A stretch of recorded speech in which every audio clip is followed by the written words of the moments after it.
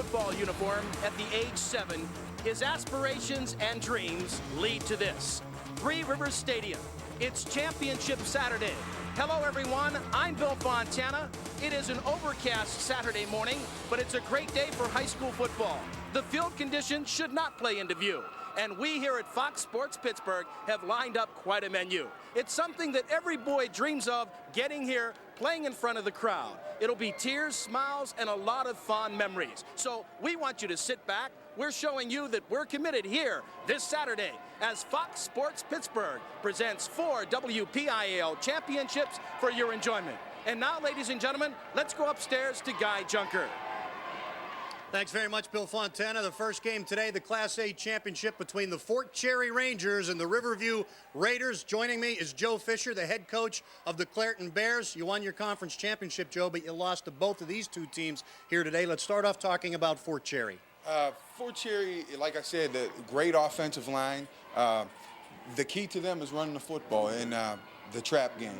And I think if they can accomplish that against a 6-man front from Riverview, they'll have some success today. Yeah, the joke about Fort Cherry is they trap when they get off the bus, and of course they're trapping for Mike Vernillo. This kid's unbelievable. He's 15 years old, only a sophomore.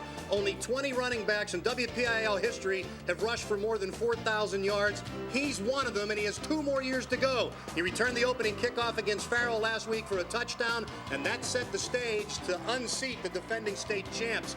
Blocking for him on both sides of the ball actually is a Division I prospect, a senior. This guy's huge, Tim Bennett. Watch for number 55 today. Tim Bennett is a great football player, definitely a Division I prospect, and Joe Serra has been looking at him from Penn State, so he has a lot of opportunities ahead of him. All right, Riverview has been here 3 of the last 4 years now. Jake Cappa still looking for that elusive title. When you talk about them running the football, number 1 comes to mind. Lucas Heekins, a kid that was a junior varsity player when the season began. He's come on to run for 100 yards 6 consecutive games. Lucas Heekins is a Barry Sanders type runner, built low to the ground, definitely hard to bring down. Key for him is, can he hold on to the football today? All right, Joe Fisher, I know you think this kid here is going to be a key to the game too. The quarterback for Riverview, Justin Dujak, he was here last year, so he isn't going to have those jitters of playing at Three Rivers Stadium that some of the other guys do. Justin Dujak's a marquee player for Riverview. As far as Dujak goes, as far as Riverview's going to go today. All right, it's Riverview and Fort Cherry, the first of 4 championship games coming up here at Three Rivers Stadium. We'll be back with the opening kickoff right after these messages. Welcome back to Three Rivers Stadium, where Fort Cherry getting set to kick off to Riverview to start the Class A championship. And there he is, 39 years, the only high school coach in football Fort Cherry has ever had. Jim Gary, his counterpart Jake Cappa on the other sidelines. He's been there for 12 years at Riverview. 2 grand gentlemen, 2 great coaches, and one of them is going to walk home a champion for the first time here today. R.B. Hirsch set to kick it off. He's going to squib it, and it's taken up short. For Riverview, and a nice return. They're going to start in good field position. Carrying the football out is Willie Anderson. They wanted to keep it away from the deep guys. It could have caused some problems, but still they're going to get great field position. Mark Villela in on the stop for Fort Cherry. And Joe, this is great field position, almost midfield to start things off for Riverview. They'll start on their own 49. 18-yard return, first and 10 at their own 49-yard line. All right, first and 10 from their own 49-yard line. Justin Dujak, we talked about him in the pregame show, is going to hand off the left side and a pickup of a couple of yards. Ball popped loose, but they're going to say he was already down by contact. So both of these teams are going to run the ball game, or run the ball a lot in this game. They average between the 2 of them only 14 passes per game. Take a look at Riverview's offensive line. Charlie Stiffy, boy, he's going to be a Division I prospect. Tailbacks Lucas Heekins, Matt Geppert at fullback, Willie Anderson also in the 3 backfield. There's Steve Sycon and Chad Bynum is the split back, they call him. Says backs and receivers. There's not a lot of receivers for Riverview. Only 8 passes per game, but when they have to, they'll throw. 2-yard pickup on first down. It's 2nd and 8 for the Riverview Raiders. Dujak wants to throw. They're going to prove me wrong. Toss complete to Geppert. It's going to be close to a first down, pending where they mark it. Tackle made by Brandon Chira. Taking a look at that Fort Cherry defense. Ken McGregor, Tim Bennett. Tim Bennett has narrowed his schools down to Michigan State, Virginia, and Wake Forest. Brad Schultz and Adam Timko round out the line. R.B. Hirsch, the kicking hero from last week. Sean Kessler, watch him, a preseason Fab 22 player from the Post-Gazette. Nick May and Jeff Denny, the linebackers. And Brandon Chira, Justin Blanchard, and Mike Vernillo in the secondary. 3rd down and 1. First big play of the ball game. And Bennett gets in and sacks Dujak. Now, I think there was a little bit of a mix-up there. Dujak turned to hand the ball off on the left side, and there was nobody there to give it to, and as a result, it's going to be 4th down. We'll see what Riverview wants to do. There's the replay. It looked like he was looking for Heekins, and Heekins wasn't there to take the handoff, so... Guy looked like they were trying to run option on that play, and I think the fullback went the wrong way. What would you do here, Joe? Would you go for it this early in the game? Absolutely. This far into it can't hurt you. This far into Fort territory. It's on the 44-yard line. It's 4th down and 3 yards to go, and they're going to think about it a little bit. Bill Fontana has come up from the field and joined us. Bill, what was the field conditions like? It rained this morning, although it's not raining right now.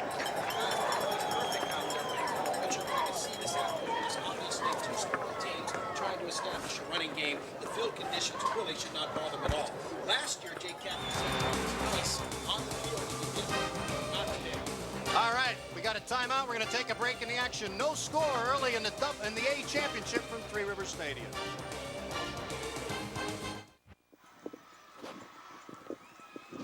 Back at Three Rivers Stadium, it's a 4th and 3 for Riverview. First possession of the ball game. They're going to go for it. It's on the Fort Cherry 44-yard line. Dujak hands off to Willie Anderson. No, he fakes it to Willie Anderson, and the ball pops loose. If Fort Cherry hasn't recovered, they're going to take the ball over on downs anyway, so Fort Cherry has held, and they recovered the football. Picking it up is Brad Schultz. So Riverview's first possession, despite starting with excellent field position at the 49-yard line, ends up with nothing, and Fort Cherry will go to work for the first time. There's a replay. That ball popped loose. It looked like they've had 2 mix-ups in a row, Joe. One time the back's not there to take the handoff. This time he didn't look like he was ready to grab the ball. On the option.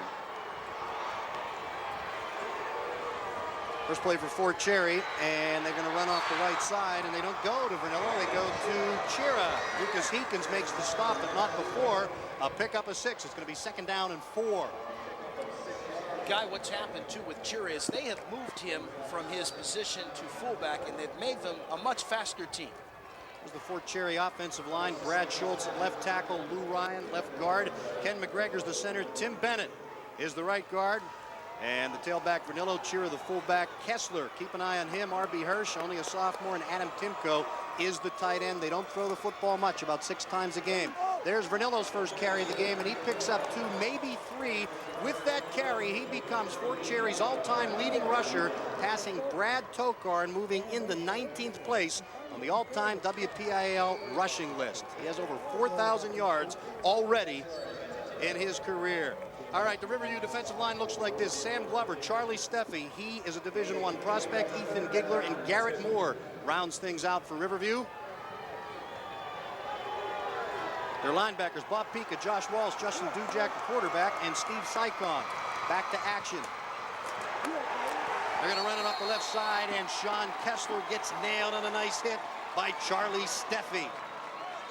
Guy, Charlie Steffi is a 6'2", 275-pound player. Watch him come across the line here. You see what Fort Cherry's trying to do early in the game. They're going to try to trap you. He anticipated and got through and made a great hit. All right, that's going to bring down a 4th down and 3. Another decision time. Joe, do you say with the same decision as Jake Cappa did with Riverview? You're in their territory, you go for it. I think the way both teams run the ball, although Riverview does have everybody up on the line of scrimmage. So they're going to decide to punt. They go the other way. Lucas Heekins is number 1, Matt Geppert number 3. Geppert takes it on 1 bounce at the 15, dances out of harm's way, gets out to the 20 and to the 24-yard line before 3 Fort Cherry players make the stop, led by Tim Bennett. So Riverview takes the ball over. Everybody's a little bit nervous here, I think. You know, first couple of series, the handoffs have not been crisp. I talked to a couple of the Fort Cherry coaches in the elevator coming up here, and as calm as they were all week and as prepared as they are for the game, they were a little bit nervous and a little bit awestruck when they were warming up. in front of the crowd here at Three Rivers Stadium. What a great story Jim Gary is, too. Speaking with him this week, his 39th year, the only coach that the team has had, he puts a lot of credit on his assistants guy for their getting here.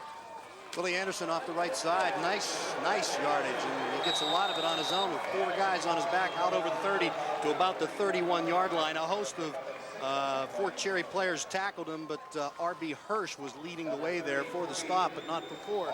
He picks up 6 yards. It'll be 2nd down and 4. We've had 1 pass in the ball game so far.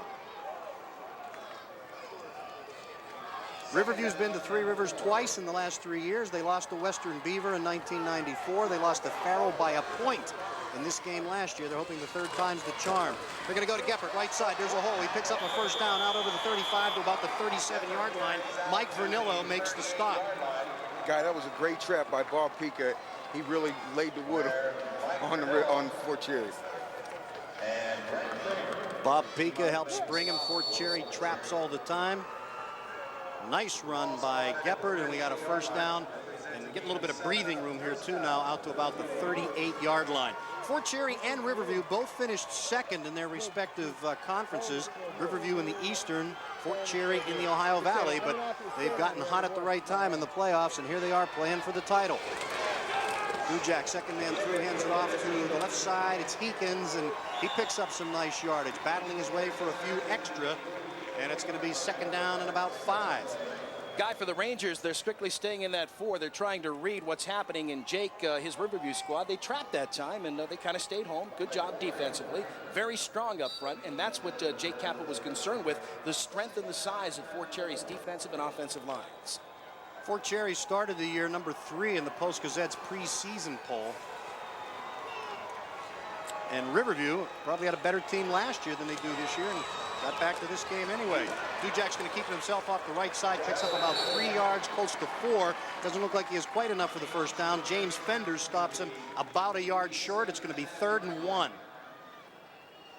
Guy, that was the option play by Dujak. He's very hard to bring down when he runs the option. He runs it extremely well, and that's a key play for Riverview. And also, Riverview likes to run, Guy, to the short side of the field, so you're going to see that a lot this afternoon. And what Fort Cherry wants to do is contain the quarterback Dujak from getting to the outside, or Heekins, because they have some speed.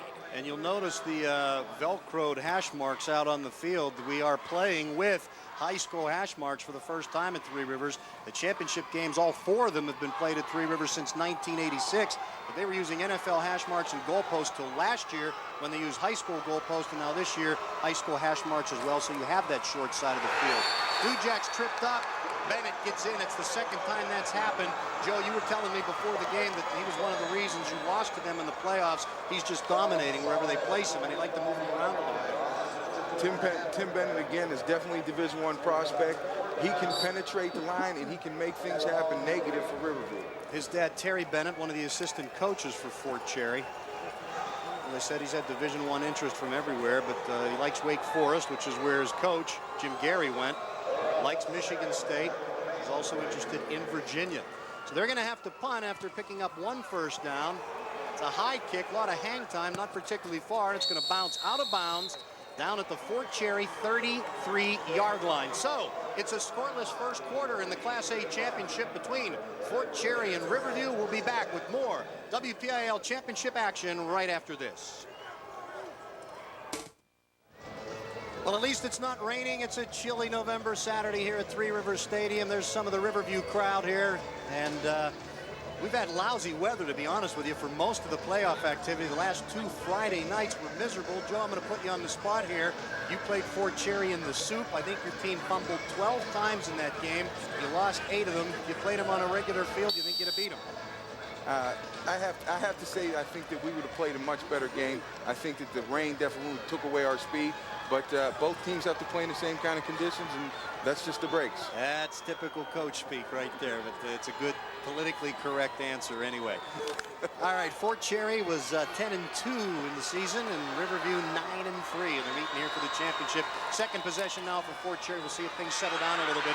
They certainly do for Vernillo. Nice running room. He gets out to the 40-yard line before Lucas Heekins makes the stop. And if you've got your strong safety making the stop on first down regularly, you're going to be in for a long day. And something that happened against Farrell, Jim Gary told me that he faced 6-7 man front. That's what you see right here. Riverview up with 6 and 7 guys on the line, but Fort Cherry doesn't care. They throw the ball, guy, 30% of the time, if that. They're basically a power team. Going to run this out of the I formation.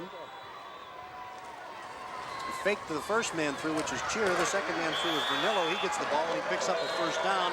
He's stopped by Ethan Gigler. First down for Fort Cherry. Now, Joe, I would think that since both of these teams love to run so much and don't like to pass, first down yardage is very important. You can pick up 4, 5, 6 yards on first. You can continue to run. If they stop them on first down and have to force them to throw a little later, you get their offenses into doing things they don't want to do.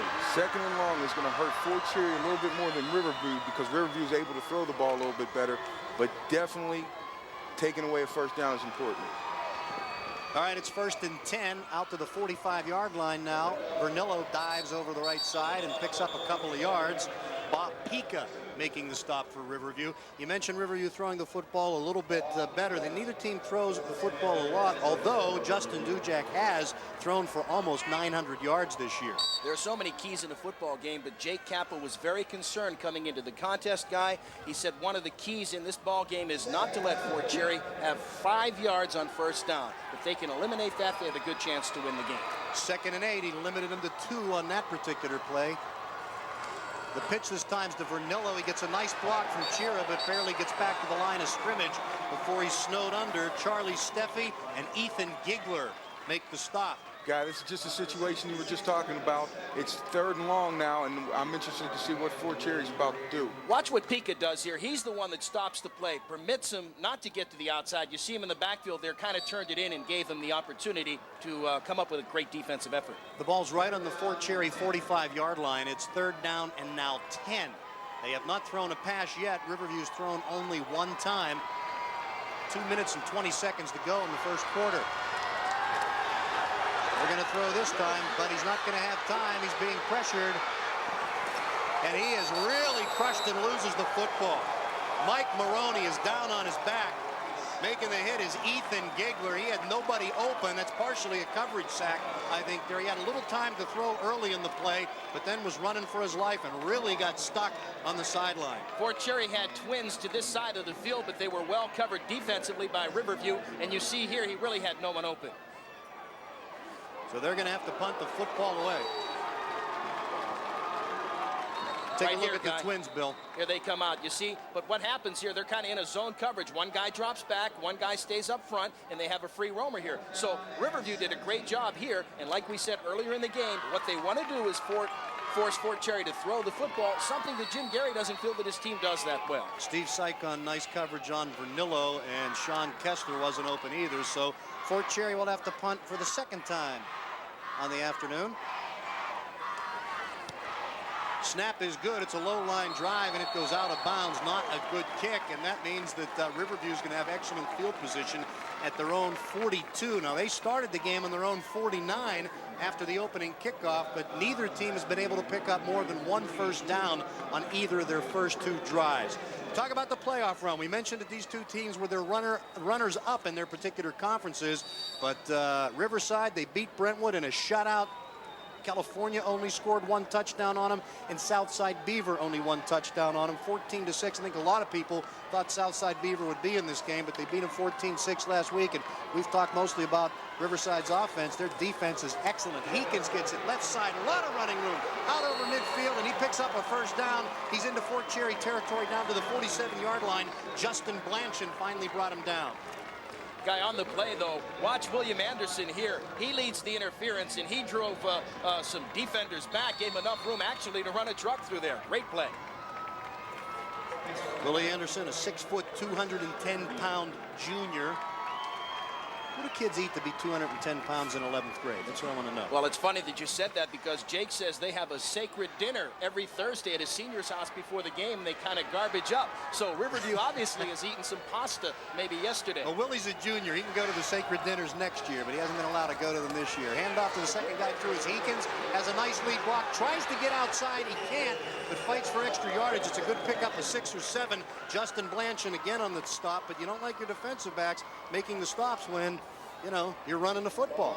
Guy, that was the old Redskin counter trade play, and they got great trap blocks right here. Nice blocking, you know, and Heekins got some of the yardage on his own, fought for a little bit of extra, and it's going to bring up, he got 5 yards on the play. It's going to bring up a 2nd and 5, but they're at Fort Cherry's 42. No momentum really established here yet. Each team's picked up a first down here or there. Riverview's trying to pick up their 2nd first down of this drive. Neither team's been able to do that. Dujak wants to pass. Open is Geppert. He has it, and he's knocked out of bounds. It's complete. I think it's going to be a little short of the first down. Nice coverage by Brandon Chira. He showed some of his speed, too, to get over there and close that play. So, no score in the Single-A Championship, Fort Cherry and Riverview, but the Raiders are on the march. We'll be back to Three Rivers Stadium right after this. Hey, it's just $7 to get in here today, and you can watch all 4 games if you like. Usually there's between 20 and 30,000 through the course of the day when they play all 4 championship games at Three Rivers. There's some of the Riverview faithful. Riverview in Oakmont. Actually a merger of Oakmont and Verona. I guess it's down in Verona, but it was a merger. And Jake Cappa actually started his career as the head coach down at Old Verona High School before the merger. So far, Riverview has 2 first downs, Fort Cherry with just 1. Neither team's converted a 3rd down play, and there's been 1 turnover. Riverview turned it over once. Actually, that was a 4th down play they would have turned over on downs anyway, so it didn't really kill them. Riverview's run 13 offensive plays, Fort Cherry 10. There is no score, though, as we head into the 2nd quarter and the teams switch sides of the field. First play of the 2nd quarter, it's Heekins. He breaks it outside 30, 20, 15, 10, tiptoes the sideline. He's in for the touchdown. What a great job by Lucas Heekins after he got inside the 10-yard line to walk that tightrope and get into the end zone. How right you are, Guy, but the key on that drive was if you watch the up back, William Anderson, 10 touchdowns on the year, doesn't mind. Watch the block here. He springs Heekins to the outside. Just a powerful block. Bam, there it is. He breaks to the outside, and Heekins got the speed. Got the key here was Riverview keeps starting their drives in Fort Cherry territory, and eventually the Riverview Raiders are going to hurt you in that situation. All right, they're working with the short field, and they get into the end zone to make it 6-0 on the first play of the 2nd quarter. The kicker for Riverview is Earl Belisario. And we have flags for the first time today as they line up to kick the extra point. You know, Jake Cappa said that Lucas Heekins is one of the few players that has not bought his weight program. And the reason why, too, is because he is an avid golfer, Guy, and a very good baseball player. So Lucas Heekins, who had the flu the first week of the season, they actually took him out on an ambulance when they played Monaca. Never wanted that feeling again, but he has come on very, very strong. And what he can do offensively on the field, he does that much more on defense. All right, a 36-yard touchdown run by Lucas Heekins has Riverview in front, 6-0. Penalties against Fort Cherry. It'll move the ball a little bit closer. Doesn't really matter on the extra point. A little bit of problems with the hold. Belisario gets the kick up, and it is good. A nice job by the Riverview holder. That's Ethan Giggler to get that down for the extra point. Riverview leads the Class A championship 7-0. Back to Three Rivers after this. The Riverview Raiders have a 7-0 lead thanks to a 36-yard touchdown run by Lucas Heekins on the first play of the 2nd quarter, capping off a 4-play, 58-yard drive that took a minute 30. He tiptoed the sideline the last 10 yards and gets into the end zone. So that's touchdown number 21 for Heekins with a 9.6 average on the year. That's not too shabby, Guy. So Fort Cherry, we'll see if they can rebound after taking a punch here. Back deep to receive for them is Vernillo, Kessler, and Adam Moss. They squibbed the first one, they squibbed the second one, but this time it gets through the first line, and Kessler takes it. Short side of the field, has no room to run. gets it out over to the 30-yard line. Let's take a peek at some of the first quarter stats. There was no scoring. Time of possession fairly even. Total yardage favor of Riverview. They really started moving on that scoring drive late in the first quarter. Look at the passing yards. Fort Cherry, none. Riverview only 14. Rushing yards, Riverview with the advantage there, but it's still early, and we'll see if Fort Cherry settles down now and gets that offense going. So far, Mike Vernillo has had a couple of nice gains, but nothing that we would expect out of the guy who has run for 4,000 yards in just 2 seasons.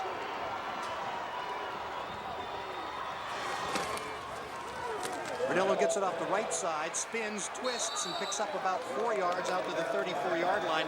Matt Geppert, the cornerback, came up and made the stop for Riverview.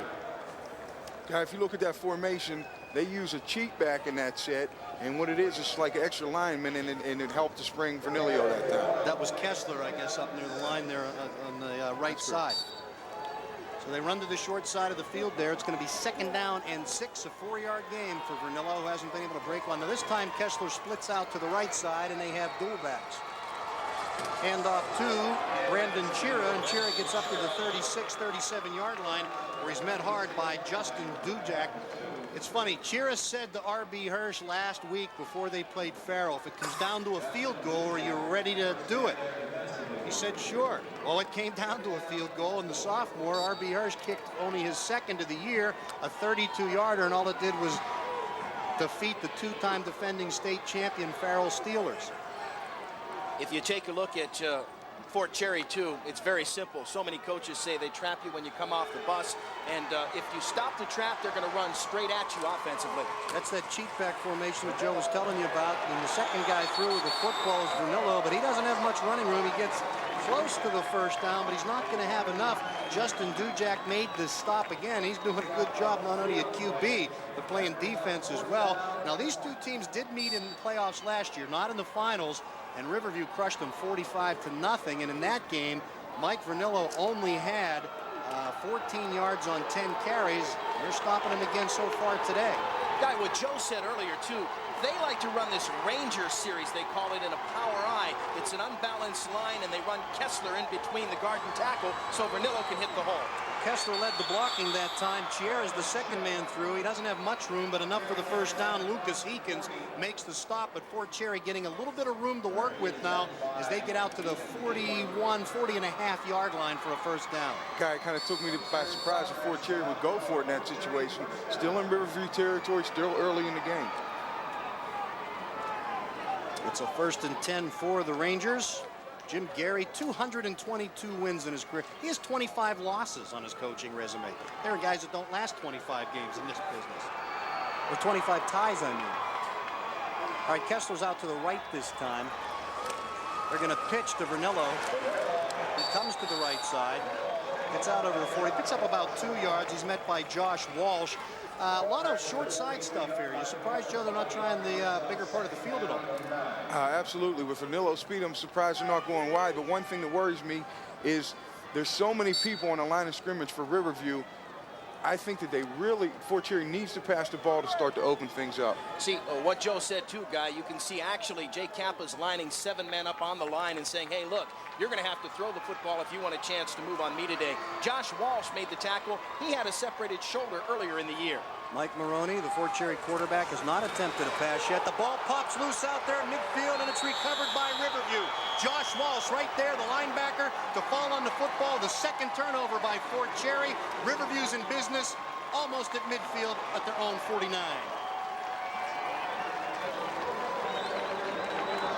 Turnovers will kill you. If there's one statistic in football that, decides games, it's turnovers.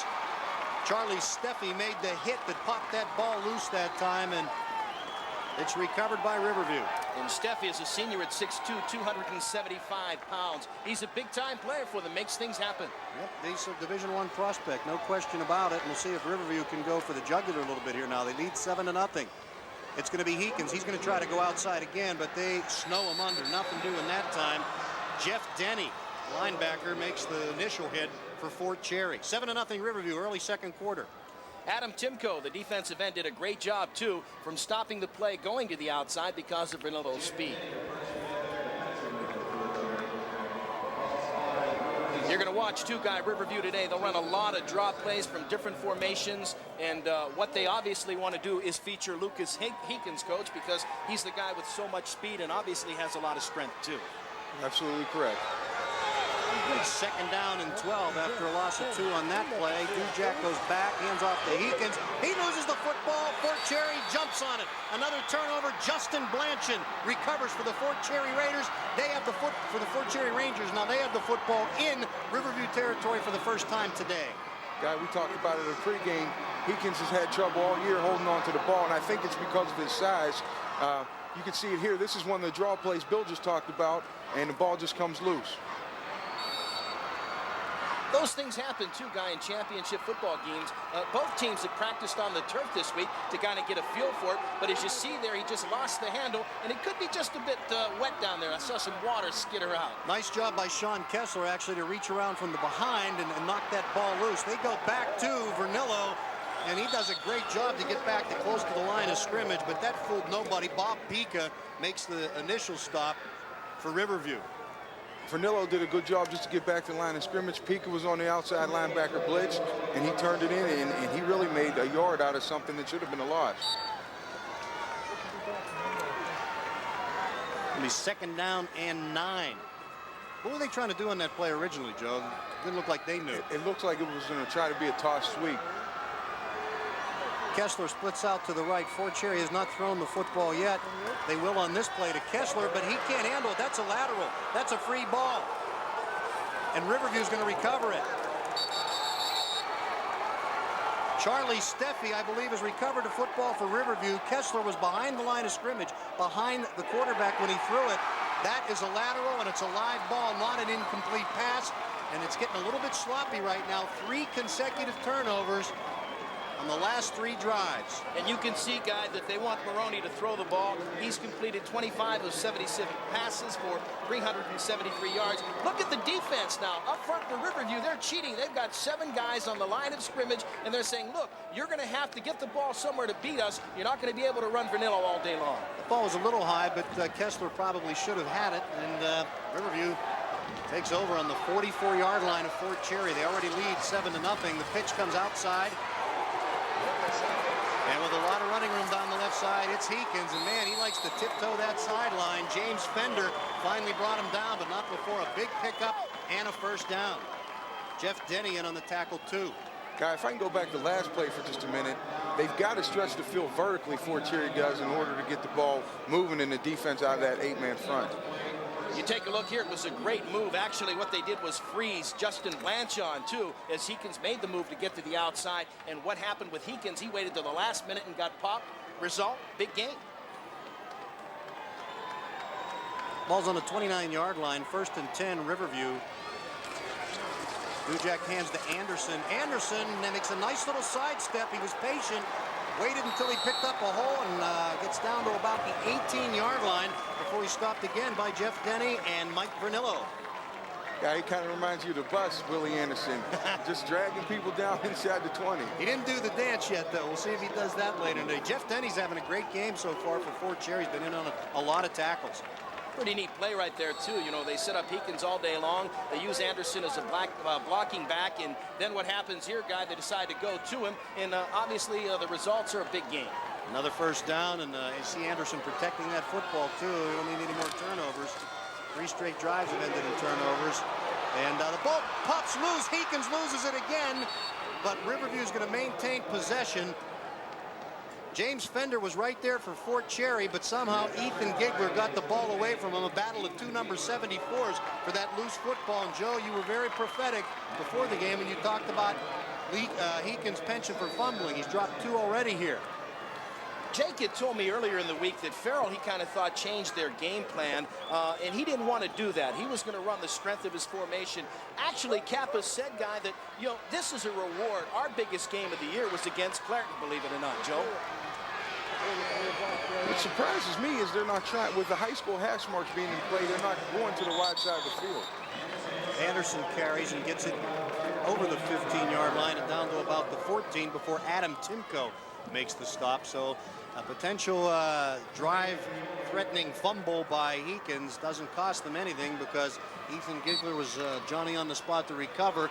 And as a result, the drive is still alive, although it's a 3rd down and 6. And this is an interesting call, Joe. This isn't a running play.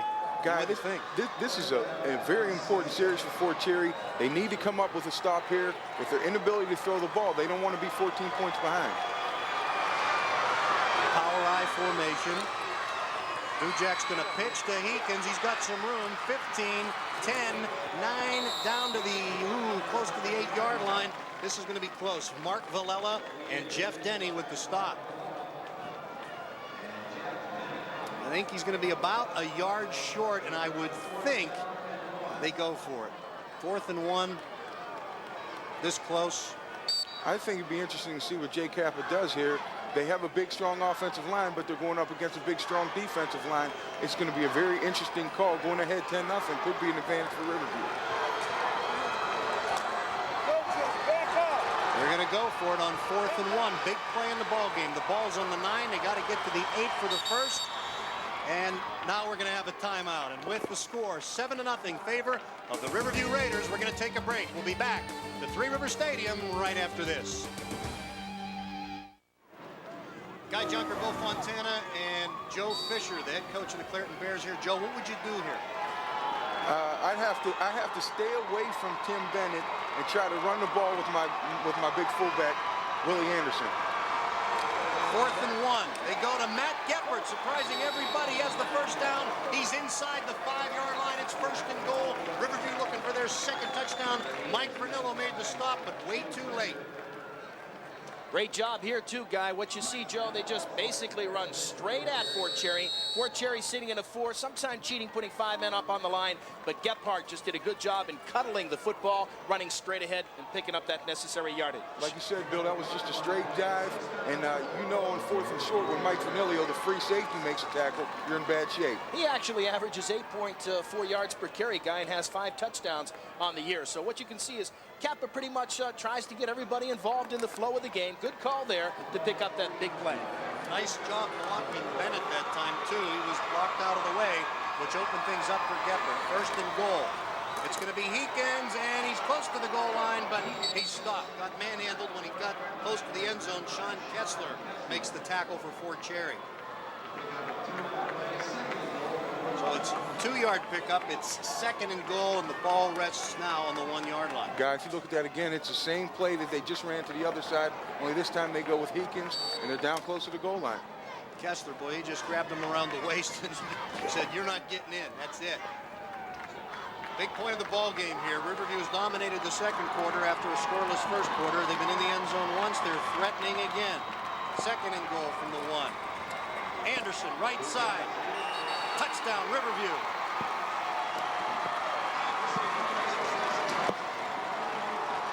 William Anderson has given Riverview a 13-0 lead, and Coach Jake Cappa has to be feeling pretty good about the way things are going so far here at Three River Stadium in the Class A championship game. Surprisingly, if you look at that play, that was a great block by Lucas Heekins to spring Anderson into the end zone. Here's another look at it.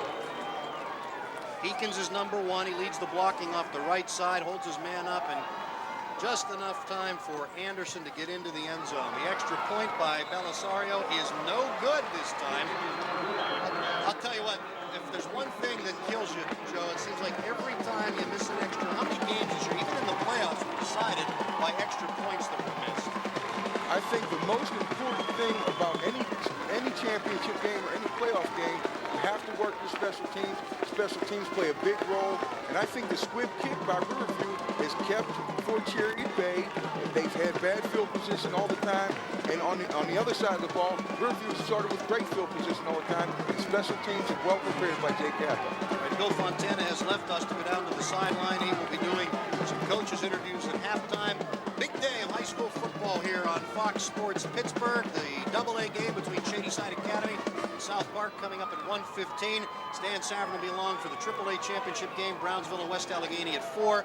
And Stan will be along also for the Quad A championship, Penn Trafford and Upper St. Clair at about 6:45 tonight. That was an 8-play drive, took 4 minutes off the clock, ate up 44 yards. It was a 1-yard run by Willie Anderson. They got Riverview the 2-touchdown lead. They missed the extra point. It's 13-0. Defense now very important for Riverview here. They'd love to go into the locker room with the lead and the shutout. Belisario will kick off. He has squibbed his other 2 attempts to start the game and after the first touchdown, and he squibs it again. Still good field position for Fort Cherry because the ball is on the 41-yard line. I may be wrong, but this is probably the best starting position for Fort Cherry all day. Steve Sykon made the tackle. It was Adam Timko who took the ball, and he plays some tight end, so he knows what to do when he gets the ball. But you're right about the special teams. It's good coaching that has not allowed Fort Cherry any of their quick, speedy guys deep. We saw what Vernillo did to open the game against Farrell last week. He returned a kick for a touchdown, and Riverview wants to keep the ball away from him. They don't keep it away from him on that play, though. He has a nice gain, gets out across midfield, picks up about 9. Lucas Heekins met him hard. It's going to be close to the first down, and I think by the spot, he got it. Guy, we were talking earlier on the break. In this particular play, Vernillo gets free and really works hard to make the first down. He did a good job. We were talking on the break earlier about Riverview's defense and not having a free safety in the middle of the field, and with time running out, I think a quick post or a quick slant by Fort Cherry would be a great play or a great call right now. Vernillo picked up about 9 yards and 2 feet, not enough for the first down. He has 32 yards so far on 10 carries in this ball game. You have to wonder if Jim Gary gets a little gun shy. They did try that lateral pass on the last series that turned into a disaster when Kessler couldn't hold on to it. But I think you're right. You can't be completely one-dimensional here. They've been able to do that sometimes this year because their running game is so dominant.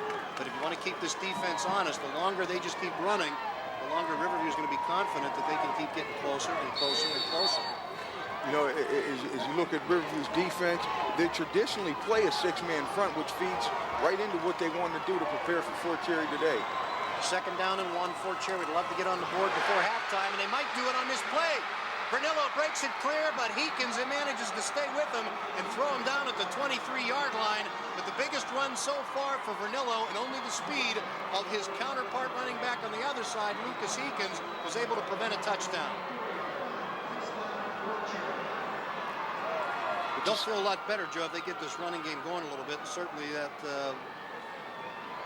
was their best offensive play of the ball game. And it's surprising that was just a straight dive. Straight handoff to Vernillo. He breaks it out, and like you said, only person on the field fast enough to catch him was Lucas Heekins. You know, I'm real impressed with Vernillo. Stick a microphone and a camera in his face. He's 15 years old, and he always has something to say. He always praises his offensive line. You know, he's a really bright 15-year-old kid, and that time there, Tim Bennett took 2 Riverview players with him and helped spring him loose, and he always credits Bennett when you talk about Vernillo and his success. Clock turning, we're under 3 minutes. Not a whole lot of room that time off the left side. Dudzak makes the tackle. Is that Chiero or Vernillo? Vernillo again. That's Vernillo again. And I think what you saw there was the same exact dive play that they just tried earlier, but what Jay Cappa did with his defense is they adjusted their linebackers to make the stop. Matt Gavish will be playing in the Quad A championship game today. The WPIAL's all-time leading rusher, Rodney Wilson 2nd. McGuffey's Jason Barr 3rd. Aliquippa's Chico Williams 4th. But Mike Vernillo actually today moved into 19th place.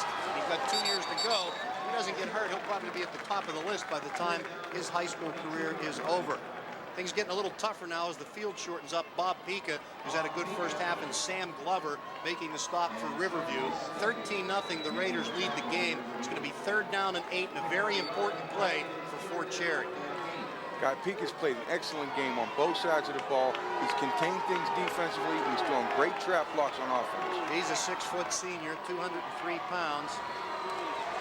They're going to run it anyway. Vernillo has some room, and he gets it to about the 17 or 18-yard line where he's stopped initially by Justin Dudzak. Now, here you go. I guess they're thinking that it's 3rd and 8. They're in 4-down territory. They're going to try to run it twice. If you don't pick up the whole 8 the first time, then you'll get the rest later.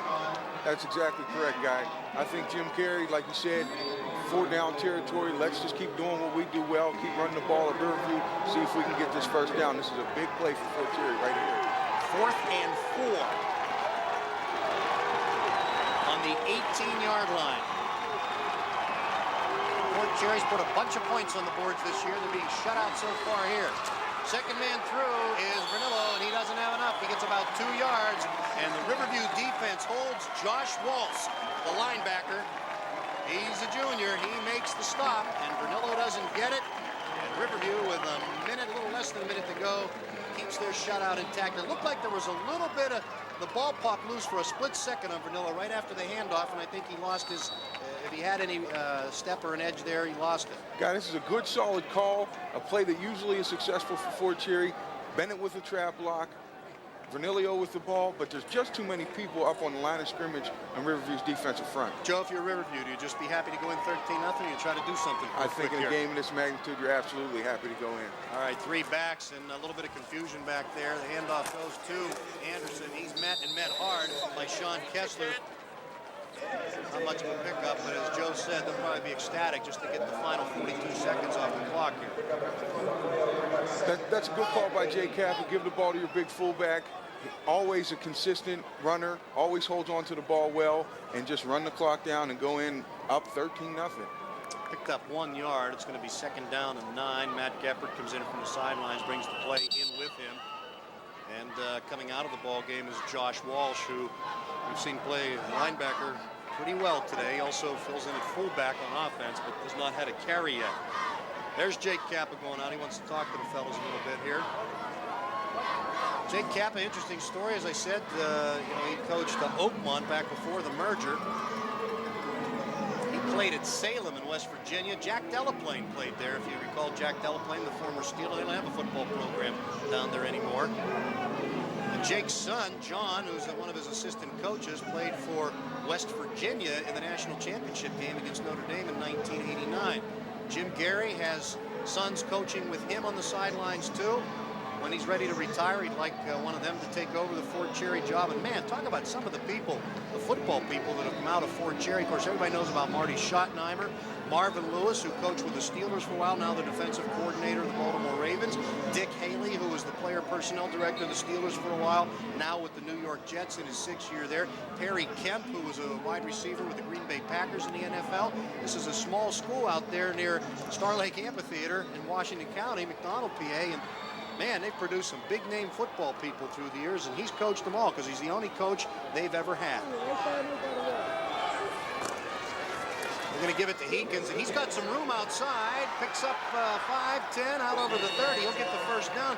You know, I think that's what Fort Cherry needs to do a little bit in the second half, Joe. They need to get to that outside part of the field and keep running everything to the short side. What surprised me, especially like you mentioned earlier, the WPIAL has moved the hash marks to high school regulations. I would definitely, well, we're a wide side team, so I would definitely try to take advantage of Vernilio's speed and go to the outside. Heekins with 91 yards in the ball game so far, 64 yards for Vernillo. And that's going to be the final play of the first half. The Riverview Raiders lead 13-0 over the Fort Cherry Rangers. Both of these teams were second in their respective conferences during the regular season. And Riverview is 1/2 away from their first football championship in the school's history. And Fort Cherry has to go to the locker room, and for their coaching staff, it's time to, regroup a little bit. And this is where games can be won and lost. They're not so far out of it that they can't come back. Sometimes kids, though, Joe, in a big game like this, they've been used to winning all year, and they're probably down a little bit right now. They got to get back together. I'm sure that they're going to have kids have a tendency to put their head down. But don't forget, Jim Gary's been coaching for 39 years, and he will definitely come out, make some adjustments to what Riverview's doing defensively, and I wouldn't be surprised to see Fort Cherry come back out and move the football again. Fort Cherry 10-2 on the season. Riverview is 9-3, and they are in the driver's seat right now. They lead 13-0. Both of their scores came in the second quarter. The first one was Lucas Heekins, who scored in the first play of the second quarter with a 36-yard run. And then Willie Anderson with a short 1-yard run made it 13-0. Second extra point was no good. Bill Fontana is down on the field right now with the coach of the Riverview Raiders, Jake Cappa. Bill, oh, I'm sorry, we're going to Fort Cherry's Jim Gary.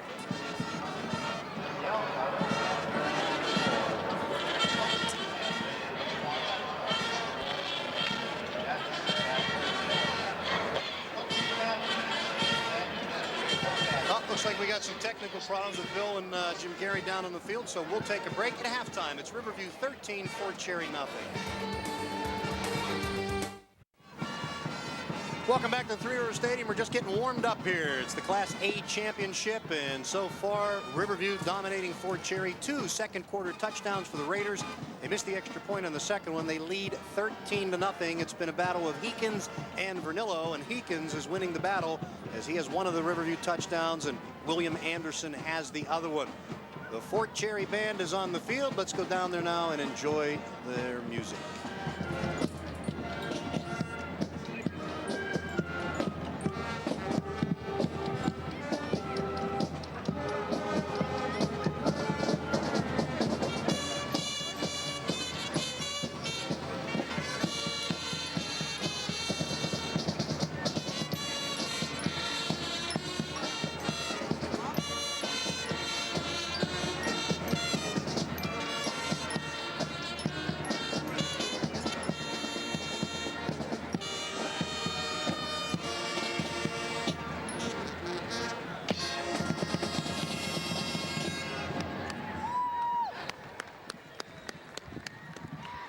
Selection features the Ranger Drill Team and Majorettes. Here they are with a part of rock and roll history. Mustang Sally.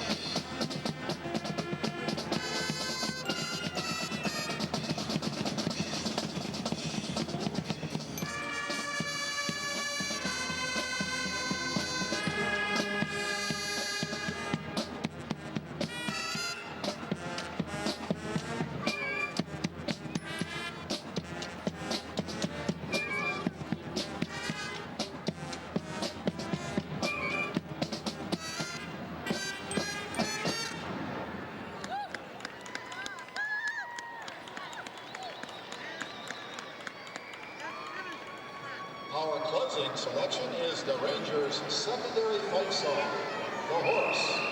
All of the Ranger field units dedicate their closing selection.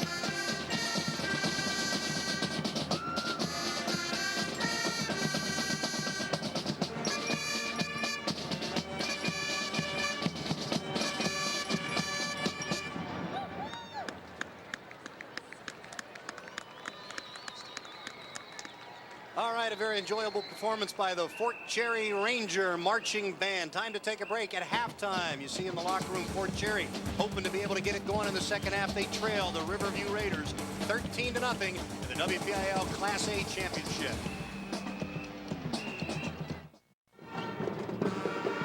You're looking inside the locker room of Fort Cherry High School, and what they're trying to do now is make sure their strategy works to come out here in the second half.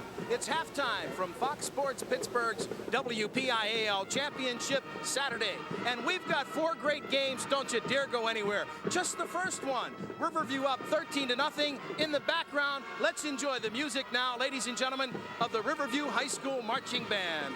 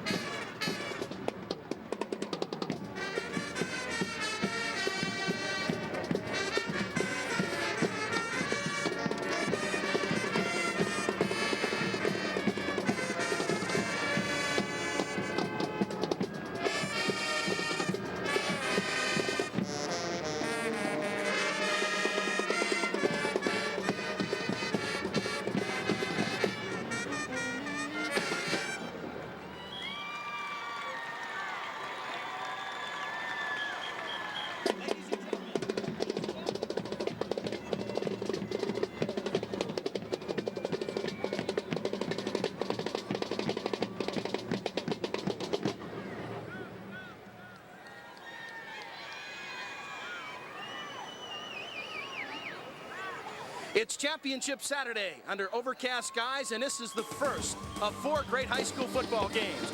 Riverview leads 13-0. We'll be back with more from Three Rivers after this break on Fox Sports Pittsburgh.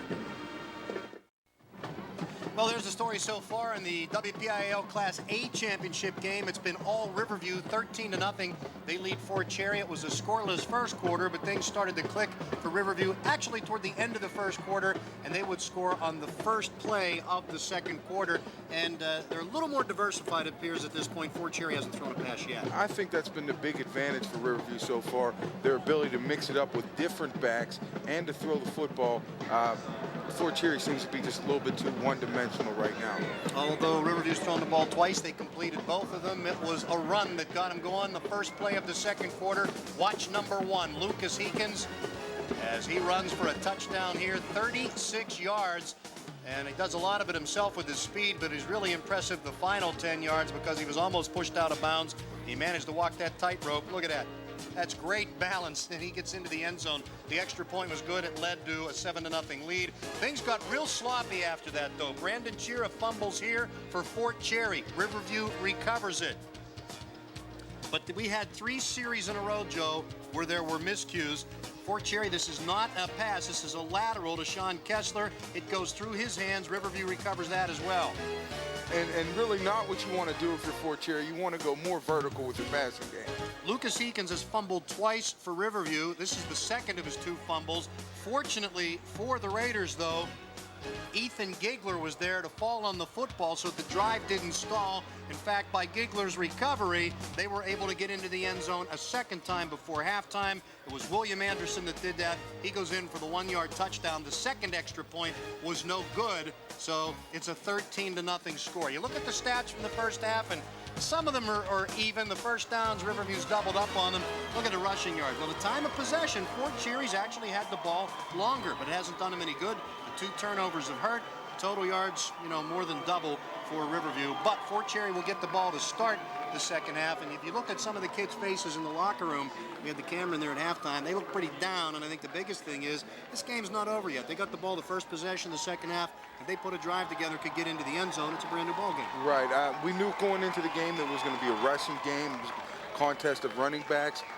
Riverview's won that contest so far. But like we said earlier, Jim Gary is a great football coach and a class guy, and I'm sure that he's made some adjustments that'll help get them going in the second half. Right, neither of these teams have won a WPIAL football championship before. Gary is the only coach that Fort Cherry's ever had. You can see Riverview back out on the field now. They've been close. This is their 3rd trip to Three Rivers Stadium in the last 4 years. Eakins is excited there, looking up at his parents or whatever in the stands. And of those 3 trips, this is the 3rd time in. The first time, Western Beaver beat them badly. The second time was last year when they played Farrell in a game that we broadcast here on Fox Sports Pittsburgh. They lost that by a point. As heartbreaking as that was, they're back today. Hopefully the 3rd time is the charm. And we talked on the pregame show, Joe, about how much that experience helps. A lot of the Riverview kids were here last year and played at Three Rivers, where Jim Gary's team is not. I think the most important is Justin Duzak, who's been here as a quarterback before, the marquee player, the team leader, and has really helped them be comfortable at Three Rivers Stadium, which is not easy for a 16-year-old kid. Yeah, and there's Gary, 39 years, the head coach at Fort Cherry. Never won a championship. He's won a lot of football games, over 200, and has to be a little bit down to trailing 13-0 here. But, you have to take the signal from the coach to, get up and stay up for the second half. We got our sideline microphones working. Let's go downstairs to Bill Fontana, who's standing by with Riverview coach Jake Cappa. Bill? Jake, great job here in the first half, 13-0. What a couple of things you did coming into the ball game?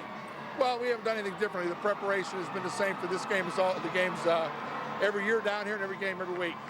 Eakins has done a great job, but I saw a key block on the first touchdown that was laid by Anderson as he roped the sidelines. Yeah, we have to have 11 people functioning on every play. No question about it. Jake, Fort Cherry's had some problems defensively. Are you putting 5, 6, and 7 men on the line and just daring them to throw? No, absolutely not. We're not doing that in the least bit.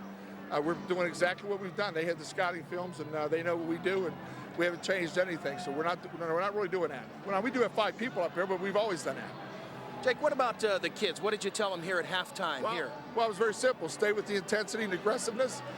13 points isn't. I don't believe it's enough. They're not going to sit back and just let us win, and we have to play to stop the big play, not to let them have that big play, and we just got to play with intensity, aggressiveness, and play not to lose, but to play to win. Jake Cappa, 24 minutes away from maybe a WPIAL championship. It's Championship Saturday on Fox Sports Pittsburgh. Now let's go back upstairs to Guy Junker and Joe Fisher. Thanks very much, Bill. And there is Justin Dujak, who, as we mentioned, played here last year in this game. And if you want one guy to be calm, you want it to be your quarterback. And he's done a pretty good job so far as the offensive leader. And he's, done a pretty good job defensively, too. This is Class A football, single platoon most of the way. Threw 2 passes, completed them both to Matt Geppert for 14 yards. So when they've had to throw, they've been able to do it. Neither of these teams like to throw. When they've had to during the regular season, Riverview has been the better of the 2 passing. Talked to Jake Cappa, Bill Fontana did, and we mentioned before that Jake's son John played at West Virginia. Well, his other son Jeff currently is the starting quarterback up at Clarion. So the Cappa name all over football in high school and college, small college, big college as well. And Jake, he's got a great perspective. He also has a son who has spina bifida, and he says, the sun's going to come up tomorrow, win or lose this game.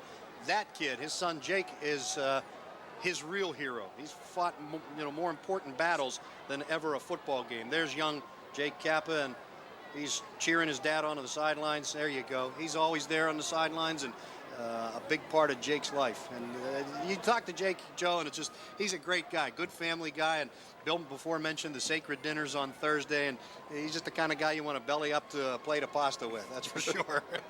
Yeah, Jake is a good family man. He really holds his staff tight. He enjoys coaching the kids, and he's really, a leader in our conference. Some of the members of the Riverview coaching staff that help him out, Bill Beebe and Don Frederick, and as I said, his son John.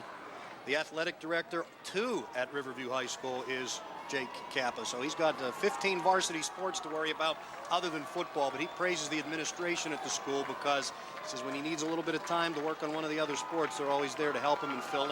All right, all the co-captains are out on the field to shake hands before the second half. Riverview received to start the game, so Fort Cherry's going to get the football first here. And as we already said, Joe, it's going to be very important, I think, for their mental outlook that they have a little bit of success. Even if they don't get a touchdown on this drive, pick up a few first downs. And we saw in the first half how important field position is. Riverview took over on the opening kick almost at midfield, and the ball, pretty much was on the right side of the field for them the whole half.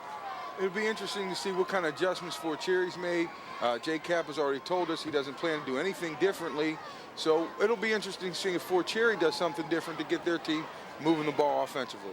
Mike Maroney adjusting his rib protection there. He has not thrown a pass in the ball game. Threw the one lateral that turned into a fumble when Sean Kessler could not hold on to it. Maroney is a senior. He threw 76 passes during the regular season, completing 25 of them for 373 yards. But the way Vernillo's run all over the place, he hasn't had to throw a whole lot. Stats on the Vernillo in the first half: carried 13 times for 64 yards, which moved him into 19th place all-time WPIAL rushing list, ahead of Brad Tokar, who played for Fort Cherry too. So the kid's on his way to 5,000 yards now, and he's only a sophomore. On the other side of the ball for Riverview, Lucas Heekins needs 9 yards to go over 100. He has 6 consecutive 100-yard games already, so 9 more yards for number 1 in the black jersey, and he'll be over the century mark again. All right, second half kickoff. They squibbed it as they have each and every time they've kicked off in this game. Timko takes it. They're going to have pretty good field position, though, up to the 41-yard line. Steve Sykon makes the stop for Riverview. One of the reasons I think they're trying to keep the ball away from Vernillo. They're squib kicking every time they have the opportunity to kick off. I'm surprised that Fort Cherry hasn't made an adjustment to bring one of their JV-type running backs up into the second line and maybe see if they can't get something going that way. So they'll take over on their own 41-yard line. Yards per rush in the first half, Fort Cherry averaging 3.1. Not bad, but Riverview 5.5. Much better. First play of the second half, and it's a nice pickup of 5 yards off the left side for Vernillo. And Sam Glover makes the stop for Riverview. He's assisted by Ethan Gigler, who had the most important play of the first half, recovering a Lucas Heekins fumble that continued a touchdown drive.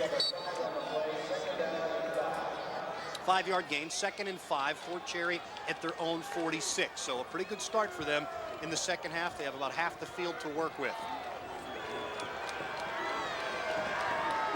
Backs are split. Kessler's out to the left. Maroney hands off up the middle. Nothing doing there. Tim Bennett was there to stop things, to try to open up the hole, but he wasn't able to because Sam Glover had him tied up, as did Ethan Gigler.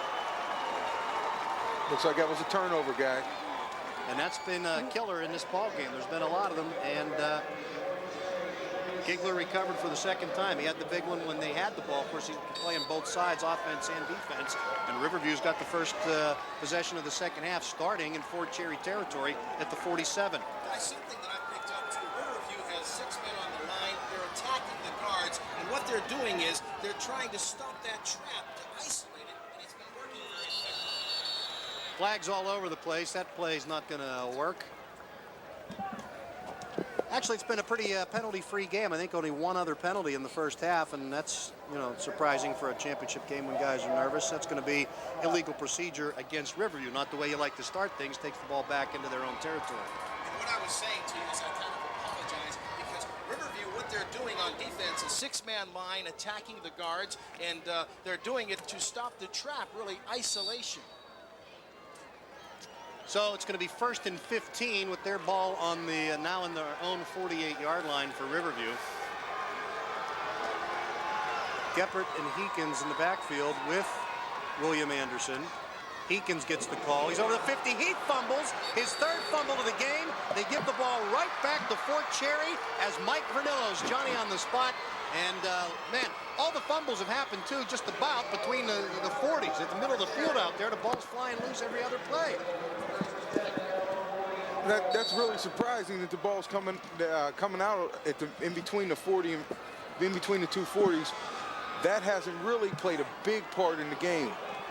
No, the biggest fumble is the one that Riverview recovered on their own when they continued to go for a touchdown. So Fort Cherry gets it back right about where they lost it at their own 44.5-yard line. We'll see if they can hold on to it this time.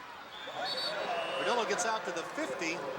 Midfield picks up 6 yards. 6 yards will be 2nd and 4. Bob Pica, who had a big first half defensively for Riverview, makes the stop. Guy, that's exactly what Fort Cherry needs. They need to come out, start moving the ball on 1st down, and continue to be in 2nd and 5, 3rd and 2 situations.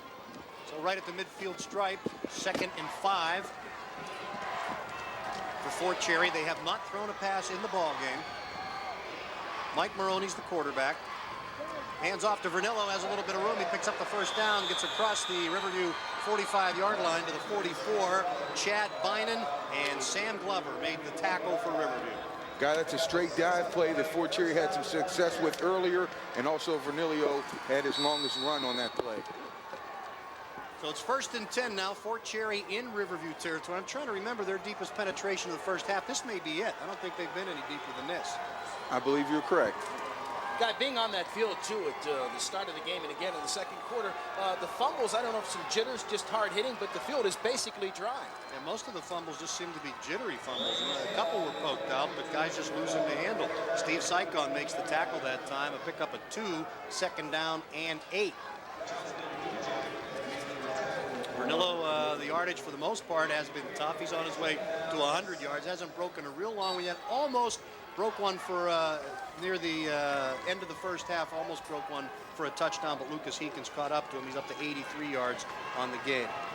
Oh, actually, that's right. You know, that big run that he had that Heekins tackled him on, they got down to the 16 near the end of the half, but turned it over on downs. Maroney's going to keep it himself this time, and he gets inside the 40 down to about the 37-yard line before Garrett Moore and Justin Dujak stopped him. I also noticed, Joe, that what's happening with Riverview on defense with that 6-man line that Jake said they're not doing anything different. They are a bit. The defensive end is turning the play to the inside and allowing the free safety to isolate on Vernillo and fly to the football. Bill, you don't think he's going to tell you what he's doing differently? You know, they might have a television on in the coach's booth over there on the Fort Cherry side of the ball. All right, 3rd down and 5. Very important play here. Fort Cherry desperately needing to get on the board and cut this lead in half a little bit, but they're not going to get anything there. Vernillo has nowhere to go. Justin Dujak, boy, he's had a tremendous series here, and Josh Walsh, too. Just met Josh's dad over there. He's 2 booths over, the Walsh booth. They're all hanging out. There they are. They're waving, having a good time, and happy so far at the 13-0 Riverview lead. And speaking of that, Jake had told me earlier in the week, whatever Josh Walsh is to the football team, he's the heart of the defense, an outstanding linebacker, and they just call on him all year. He's done the number. It's 4th and 3. Vernillo picked up 2 yards there. They need 3 for a 1st down to maintain this drive. Vernillo gets the call. He's got the 3 and more. Inside the 30, brings loose to the 25 and down to the 24-yard line. Guys, that simple dive play again, but that time you just have to commend Mike Vernillo. That's an excellent run right there. Watch Brad Schultz, too, the left tackle, did a great job here. He's a junior at 6'1", 280, just blowing a hole open, making it very easy for Vernillo to pick up good yardage. Heekins made the initial hit, but Vernillo bowled him over and picked up enough yardage for the 1st down. They're down to the 24. We talked about how important the early part of the 3rd quarter is for Fort Cherry if they want to get back in this ball game, and they seem to be on a roll right now. They're going to try the left side this time, and Chira gets the call. Bill brought up a good point earlier. He was talking about the play of the defensive ends, turning things inside. And what Fort Cherry's been able to do with successfully with their running game is they've been able to run inside the defensive end and not trap and not kick out the defensive end. And as Joe said, too, what they're trying to do is really ride the hip pocket of Bennett, and they want to take him out of the plays. That's what they're trying to do because he's such a dominant force on offense and defense. Fort Cherry's gone for it on 4th down 3 times in the ball game. Twice they've converted. Right now they're facing a 2nd and 9. You don't like those kinds of situations.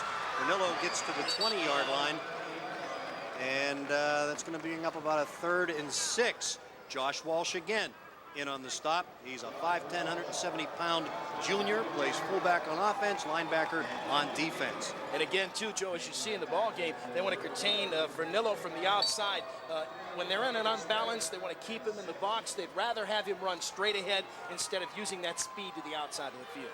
And what's interesting on this drive, you haven't seen a lot of trap blocks. You've seen a lot of straight-ahead running by Fort Cherry. They're going to throw. Maroney for the first time has a man open, and he completes it. Sean Kessler has the ball at the 11-yard line. Matt Geppert made the tackle, or he didn't really have to because he caught the ball at his knees, and that's good for a first down. So the first forward pass of the ball game for Fort Cherry results in a first down. Kessler grabbed it at the 11. Just a simple pattern. He goes out enough, kind of curls back in. He's right on the spot, cups the ball, good concentration, has a good reception.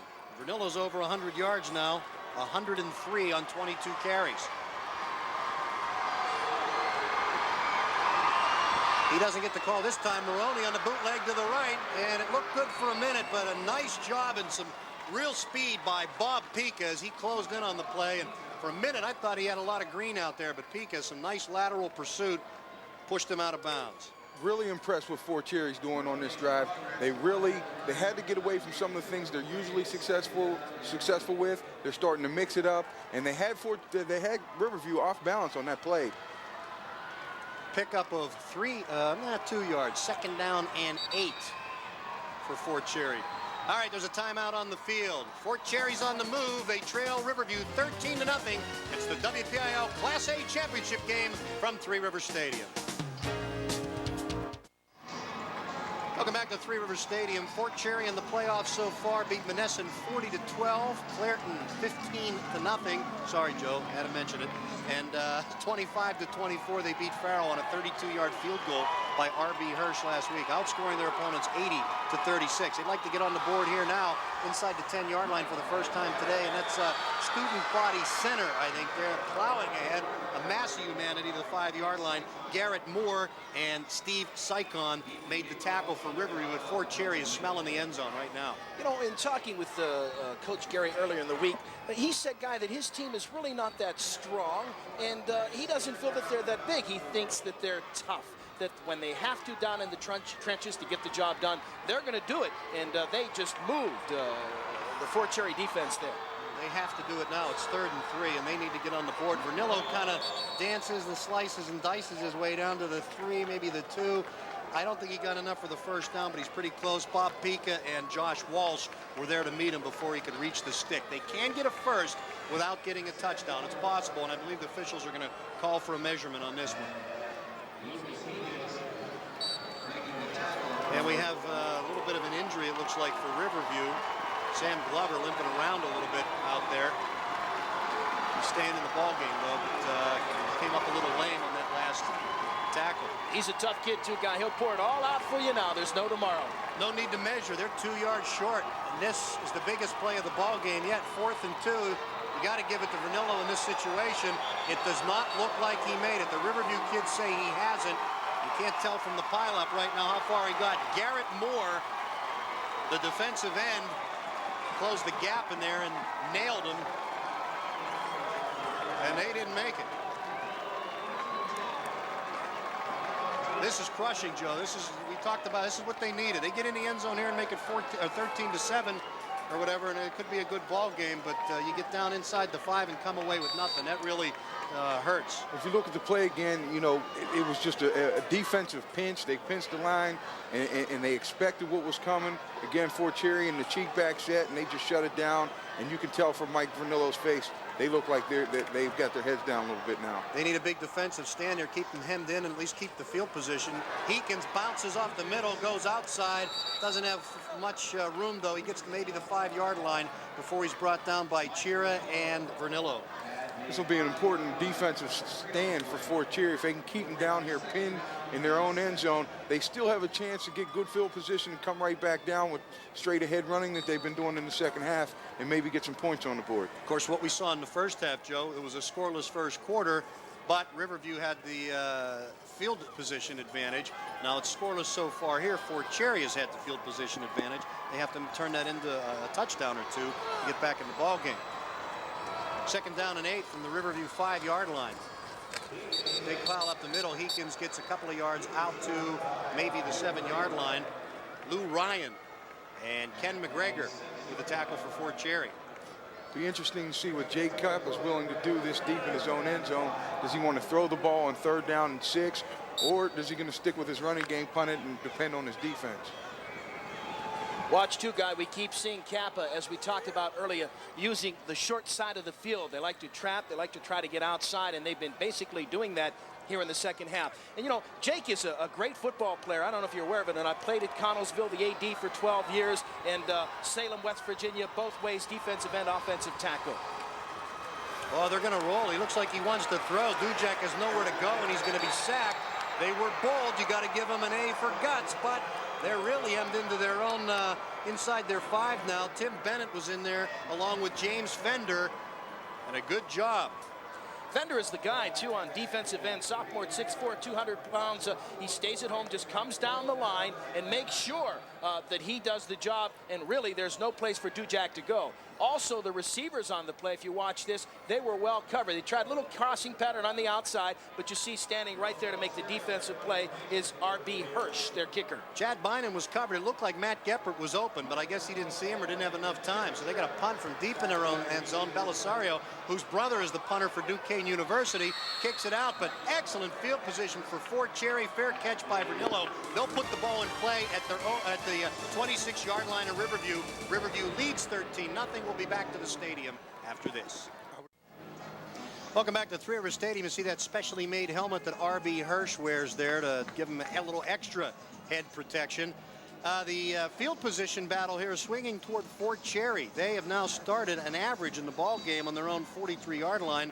Riverview about 10 yards less than that, starting on their own 33. Mike Vernillo is over the 100-yard mark now. He's up to 109 rushing. Lucas Heekins is getting close for Riverview, but I would have to say that if Fort Cherry doesn't get in here, they're not going to win the game. They throw for the 2nd time. They're 2 for 2. Sean Kessler has it. They can't bring him down. Finally, they do, but not before he gets to the 16-yard line. Lucas Heekins in on the tackle. Josh Walsh and Matt Geppert there, too. Oh, you got to love that play. Just a simple play right over the middle. Turn around. Kessler, big frame, 6'4", 215. He was not to be denied. Actually, guy, he draws 3 men and just drags them with him. They have to bull rope him and tackle him to the ground. And as you say, the most important series of the game, Fort Cherry must get in the end zone here if they're to win this game. They go up to the line of scrimmage now, 1st and 10 on the Riverview 16-yard line. It's been all Fort Cherry in the second half. No points yet, though. Vernillo doesn't have much room to work with. He scampers around and gets inside to 15, down to about the 14 or the 13 before Bob Pika stops him. Joe Fisher, the Clairton head coach, is with us here, and you might have heard him before we went to the commercial saying he would have taken a safety on that last series, and that's a good point. Fort Cherry goes in here now, they're going to get 7, at least with the safety. They're still 2 scores ahead, and they would have had the free kick. Guy, you know, it's interesting. I'm sitting up in the booth. I'm not down in the field. But the way the field position is played out today, maybe that's a strategy you may want to have employed right there. 2nd and 7 on the Riverview 13-yard line. Fort Cherry's been smelling the end zone the whole second half. They can't get in, though.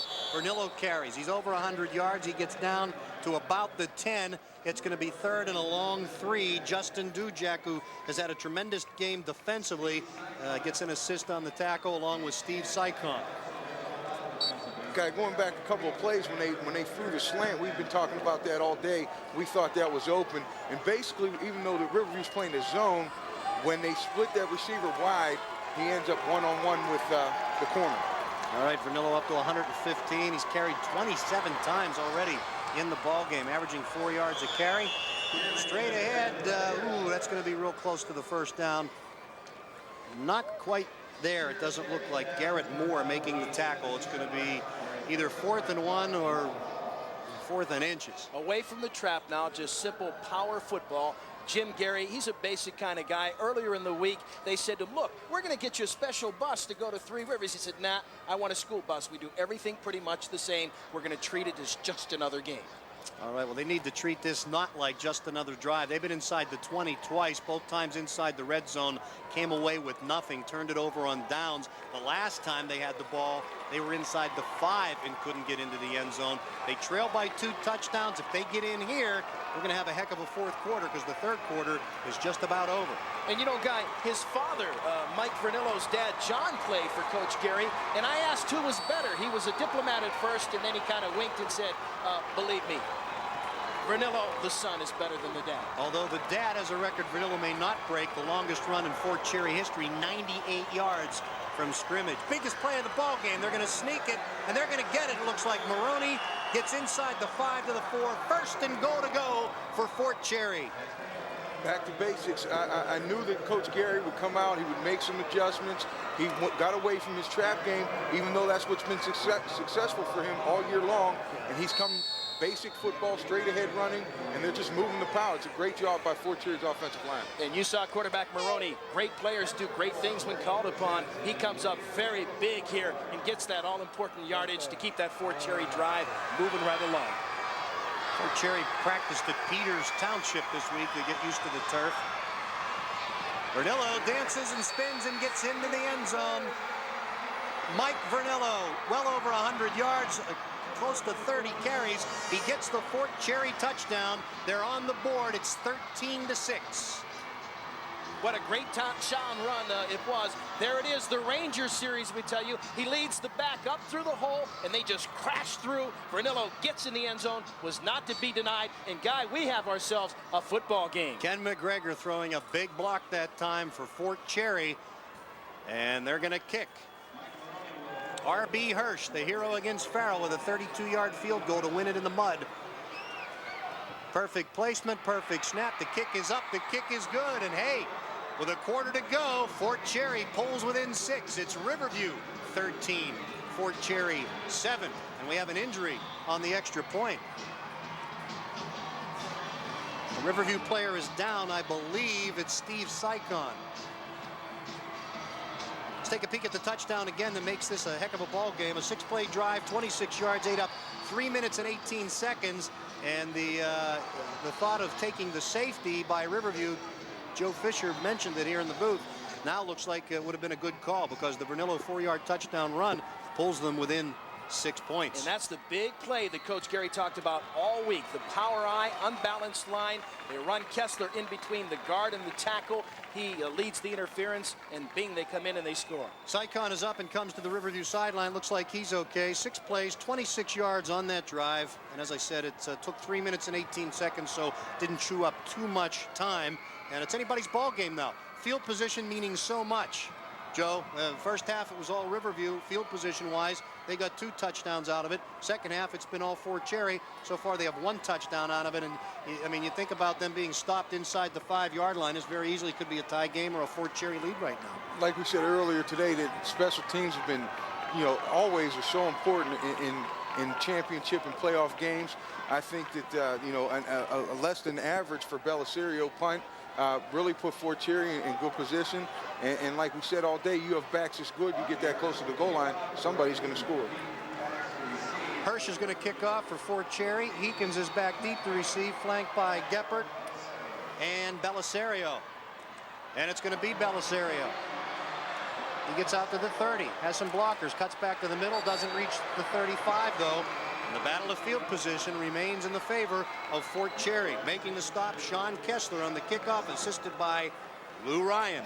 Talk about Sean Kessler for a second. What he is on offense, he's that much more of a monster on defense.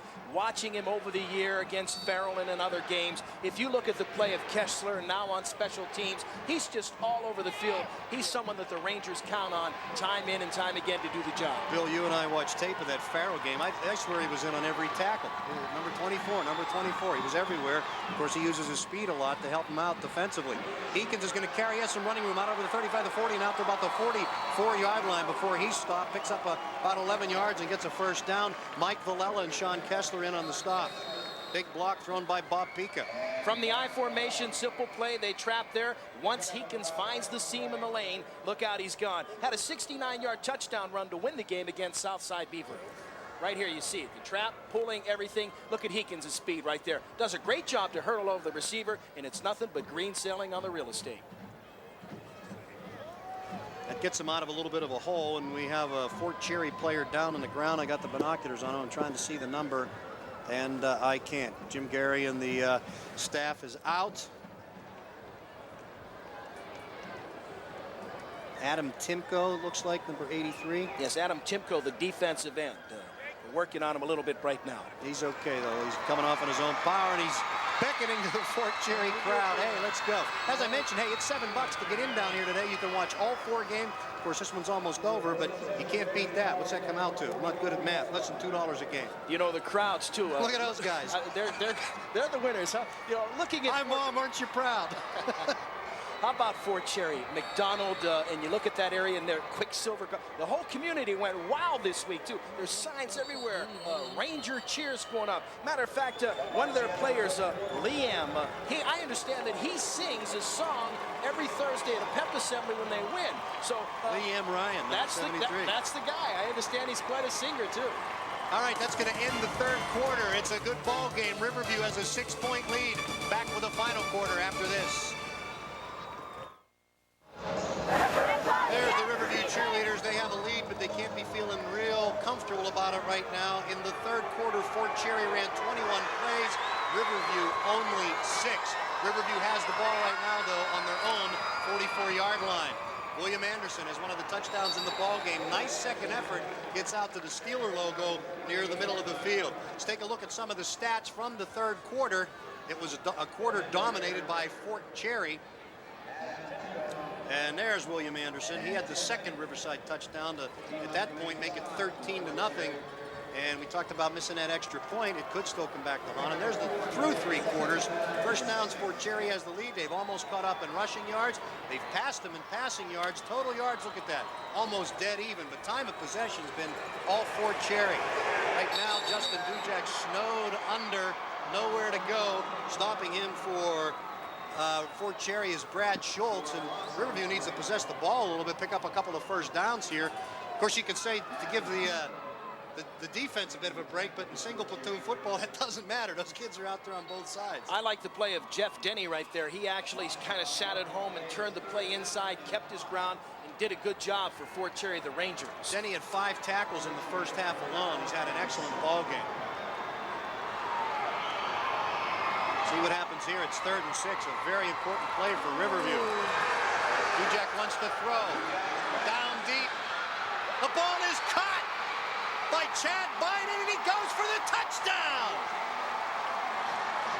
On 3rd and 6, Dujak goes back to throw and tosses a rainbow that ends in a pot of gold in the Steeler end zone, and a touchdown for Riverview.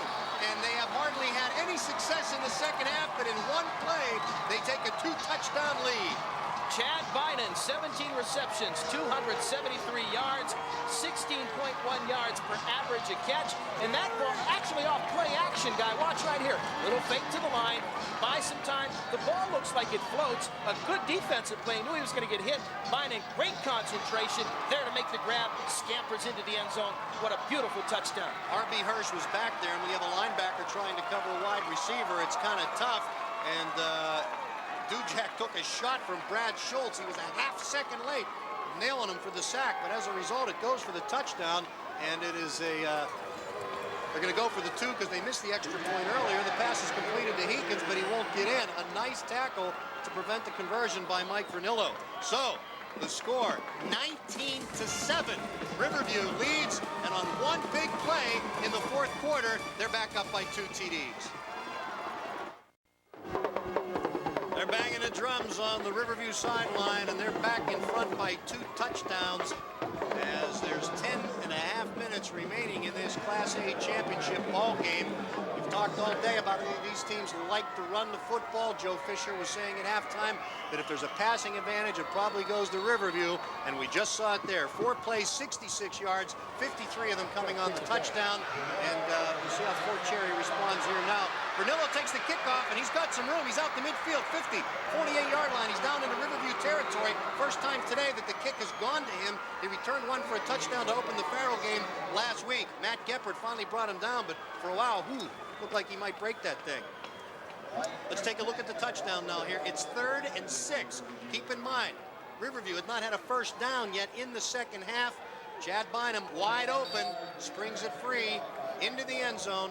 53, 54 yards for the touchdown, but coming right back, Fort Cherry, Mike Vernillo on the kickoff return, picks it up at about the 22 and gets it into Riverview territory. 1st and 10. They're going to go to the air. Maroney goes deep, and the ball is batted away. Sean Kessler almost had it for a second. Nice defense by Matt Geppert. And you know, you talked about Vernillo. He is the franchise. A great student, has great vision. He gives you 100%, never loses speed, too. You got to like that call, Joe. Going to the air, going deep, trying to open things up a little bit here because time becomes a factor. You're down 2 touchdowns. You can't have 50, 60-yard drives, you know, all running. Right. They need 2 touchdowns to win. They're going to have to make something happen. They're going to have to go to their passing game. If you look at this formation, Vernillo split wide. Maroney is 2 out of 3 throwing the football. He's going to throw again here. Shorter this time. The ball goes off the fingertips, incomplete.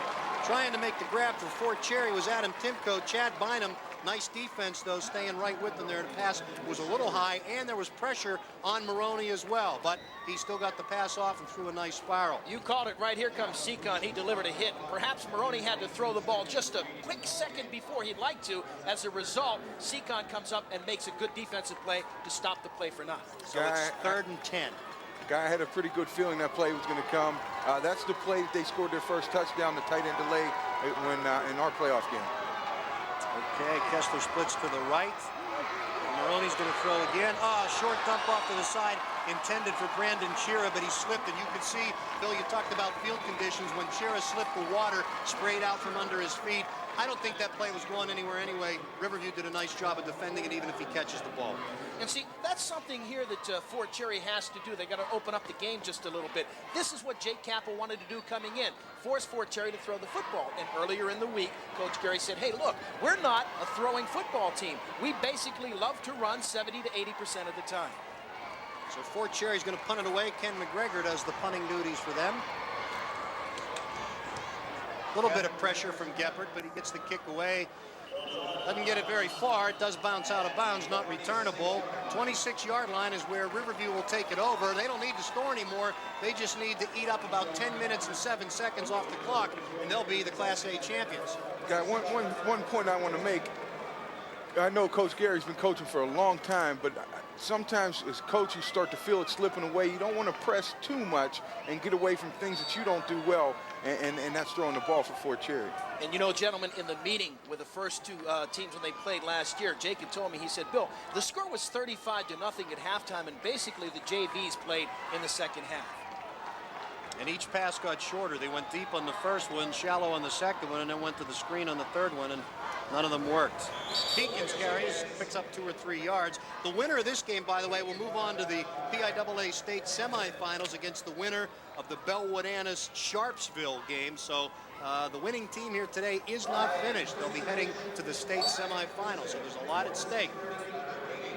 And you know, Guy, as nice as this is, too, the Altoona thing, the state championship, what they've done up there, it's starting to grow and pick up a lot of popularity. So if you can win here and keep your momentum going, be nice to come home with a double crown.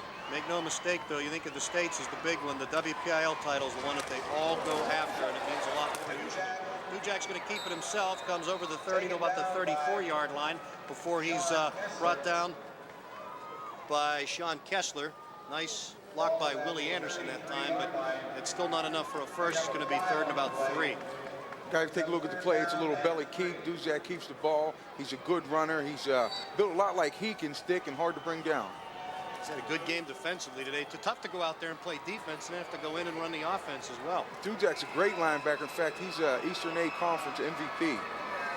You know, you talk about Farrell's tradition in Class A. How about what Jake Cappa and Riverview has done this year? 3 times to the championship in 4 years. Maybe old adage, the 3rd time's the charm. Well, Duquesne coach Pat Monroe said they're a machine. They just keep plugging kids in over there, and they just keep winning football games. I think what Riverview's done is about building a program. They have a program.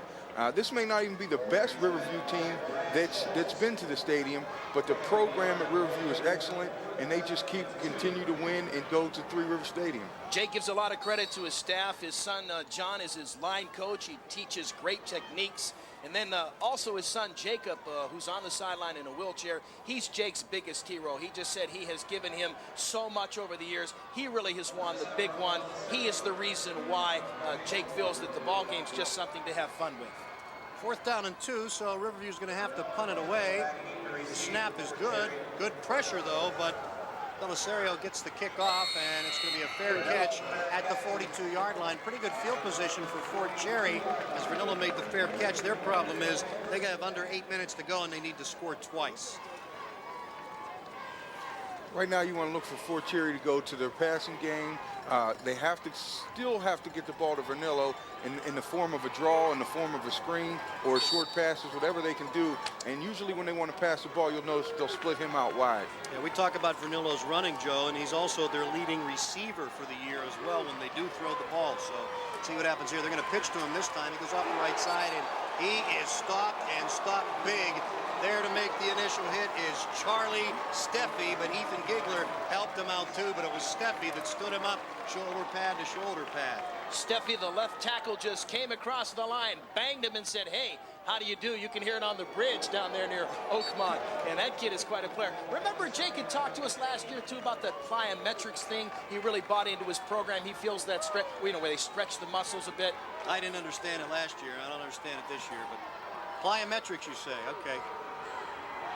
Maroney wants to throw. He has good protection. Doesn't seem to be able to find anybody open. He's going to keep the ball himself. Makes a couple of nice moves there. Nothing fancy, but picks up some yardage and gets right to midfield. Steve Sykon finally pushed him out of bounds along with Justin Duchak. And Brad Schultz, too, the defensive tackle, did a nice job here, guy. Watch the block that he throws to give Maroney some more time. And Maroney tucks it away very alertly, gets to the outside. Here's the move I like here, Bill. He just, on his own there, he was able to turn the outside and pick up an extra 4. Great ad lib, and he stops the clock, picks up some valuable time. 3rd and 1. Just in case, I'll let you know, for later in the day, there will be no ties in championship play. In fact, high school has overtime in regular season now. Each team will start on their 10-yard line until someone wins. The nose of the ball is in Riverview territory. Vernillo gets it further into Riverview territory, down to about the 45. That's plenty for the first down. Steve Sykon with a stop. Josh Walsh also in on the tackle. You can see in the Fox box in the left corner of your screen how much time is left, and time definitely a factor now. But if Fort Cherry can get in here, it'll be an interesting finish. Also, we talk about Jake. What about Jim Gary? His best friend, his wife, Barbara Lee, passed away 10 years ago. She helped at the banquets for them years and years ago, the only coach. She also washed the kids' uniforms. He wants to win it for his community and his time. Just a class guy, Jim Gary. And I wouldn't be surprised, guy, that sometime in the near future that he might just retire. I think he'd like his son to get the job. All right, there's a timeout on the field. Riverview leads Fort Cherry 19-7. The Raiders are 6 minutes and 55 seconds away from their first WPIAL football title. All right, black and gold also the color for the Riverview Raiders. You can wear your Steeler jacket and still be looking good there. He sees himself up on the Jumbotron scoreboard. Hey, as advertised, this has been a runner's paradise today. Mike Vernillo now 30 carries for Fort Cherry, 125 yards, 1 touchdown. Lucas Eakins only 15 carries for Riverview, but 108 yards and 1 touchdown. They're both over the century mark. Maroney wants to throw. He fires and completes the pass to Timko.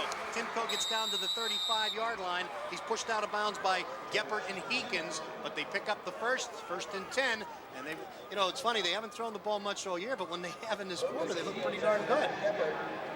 Yes, they have. They threw the ball. They're taking what the defense is really giving them. They're taking the good underneath things. And what I'm impressed with is the kids from Fort Cherry are getting out of bounds and stopping the clock. Yeah, they seemed to force it the last drive. 3 straight incompletions. They were going for stuff that wasn't there. Now throwing a lot more underneath, and they're moving the ball, but Time's against him. Maroney wants to throw again, has time, looks for Vernillo. Ooh, he can't quite grab it. The pass was a little bit behind him. He had to reach back for it. He can't hold on right there, defending with Steve Sykon. Ethan Gigler also, a lot of pressure on the play. But still, he got off a good pass just a shade behind, and it could have been the pressure by Gigler that forced him to throw it a little behind. They were just floating Vernillo out of the backfield. You know, you talk about tradition, too. How about Marty Schottenheimer with the Chiefs from Fort Cherry, and Marvin Lewis, the Fort Cherry grad. He's the defensive coordinator for the Baltimore Ravens, who comes from Pitt. And obviously, Brad Tokar, so the list goes on and on from the Midway community there. You can see they just love their football in Fort Cherry. Yeah, there's some of the guys that Gary has coached. He's coached them all. As a matter of fact, Schottenheimer played on their only championship team ever, which was a basketball title in 1961. He was the leading rebounder. They won the state title. They complete another pass. They're going to pick up another first down. Kessler caught the ball. Bodies banging everywhere. A couple of guys getting up slowly, but they're close to the 20-yard line. Chad Bynum and Bob Pika made the tackle eventually. But yeah, we talked before. Dick Haley, too. Member of the Steeler organization for years, now the player personnel director for the New York Jets, also is from Fort Cherry. So it's a small school. They've never won a championship, but they produced a lot of great football people through the years. Perry Kemp, Green Bay Packer wide receiver. He drops back and kind of tucks it under Vernillo's arm, and doesn't really work, though. Riverview sniffed it out, and he only gets to the 21. Riverview is signaling like they've recovered a fumble. The officials haven't signaled yet. It looks like they're going to rule that he was already down when the ball popped loose. We'll wait and see. Going back to the last play, they hit the slant. The slant was open. This time they go to the draw. It looked like it was open for a minute, but Riverview's defense did a good job shutting it down. Yeah, the ball did pop loose there, but it was after the tackle was made. So it'll be 2nd down and 9. Ball officially on the 22-yard line. Fort Cherry working against the clock, but they got another impressive drive here. They have dominated the second half, all but for one play. Oh, nice pass, puts the defenders, completes it downfield, and grabbing the football for Fort Cherry is R.B. Hirsch, who doubles as their kicker. Chad Bynum and Justin Dujak were down there, but Maroney threw a bullet right between them there, completes it down to the 5-6-yard line. R.B. Hirsch just goes out about 10, turns around and curls. The ball's on the money. He comes up with a big play. And this kid was moved from the backfield guy earlier in the year, and he's been part of Fort Cherry's success. 1st and goal, they're going to give it to Kessler. Kessler, tough yardage, but he gets inside to 5 and a couple of more, down to about the 3. Lucas Heekins stops him there, but Fort Cherry knocking on the door, and except for that 153-yard touchdown pass, and it's a big except, of course, Fort Cherry has really controlled this football game in the second half. And you know, guy, there's still a lot of time to go, Joe. You get one here, onside kick, anything can happen. Exactly right. Off the left side, it's Vernillo. He's down to the goal line. He's into the end zone for a touchdown. Fort Cherry now back within 1 score. And considering the extra point situation, a score would put them in the lead. It's 19-13, and we still have 4 minutes and 52 seconds remaining, and this has been a drive that has been successful because of the pass. There's the ISO on Vernillo. You can always tell him he always has that towel hanging out the back of him. Not a whole lot of room there, but he plowed his way through and got the football over the goal line. Guys, look at it again. Give credit to the offensive line. They are moving people off the ball, and it enabled Vernillo to get in the end zone. The tackle, Brad Schultz, really did some nice power blocking there. The kick is up, and the kick is good, so it's a 5-point game, 19-14. Don't go anywhere. Still almost 5 full minutes to play.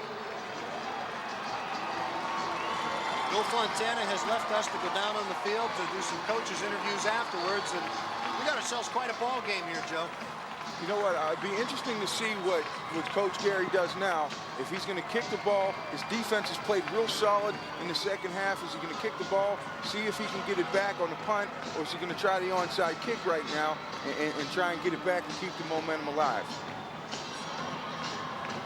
Will he put the pressure on the defense, or will he try to get the football right away? Boy, both of these schools doing it the hard way, working for their first championship. That drive went 10 plays, 58 yards, and Maroney was real impressive throwing the ball there. He hasn't thrown much, and maybe Gary watches that and thinks, maybe we should have thrown a little more here and there. I was real impressed with Maroney, especially the last pass down by the goal line. He really waited, put the ball right in between linebackers. There's Jim Gary. There's some of the Fort Cherry Band having a good time, whooping it up at Three Rivers Stadium.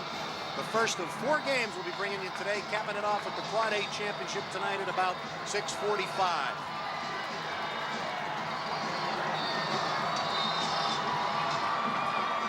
They're going to kick it short, not an onside kick, but they're not going to give any of the speedy guys a chance to return it, picking the ball up. And I'm not saying that Chad Bynan isn't speedy, but he gets him in pretty good field position anyway. Adam Timko makes the tackle. So what they're doing is they're giving up field position a little bit most of this game, Joe, to avoid having the key speed guys return the kickoffs. Both teams receiving the ball have their tailback back deep.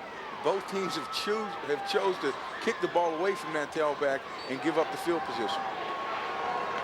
Vernillo got his hands on the ball once on a short swift kick and had a nice return, but other than that, the up people have been returning the kickoffs. All right, Lucas Heekins. Now you know Riverview's going to stay on the ground. They want to kill the clock. Heekins picks up about 3 yards. Adam Timko is there. The pressure's on Fort Cherry's defense. Ken McGregor in on the tackle, too. Fort Cherry's defense has really done a great job in the second half. They're shutting down things that Riverview do well, with the exception of the long pass. Raiders 19, Rangers 14. See the clock. It's turning. Under 4.5 to play.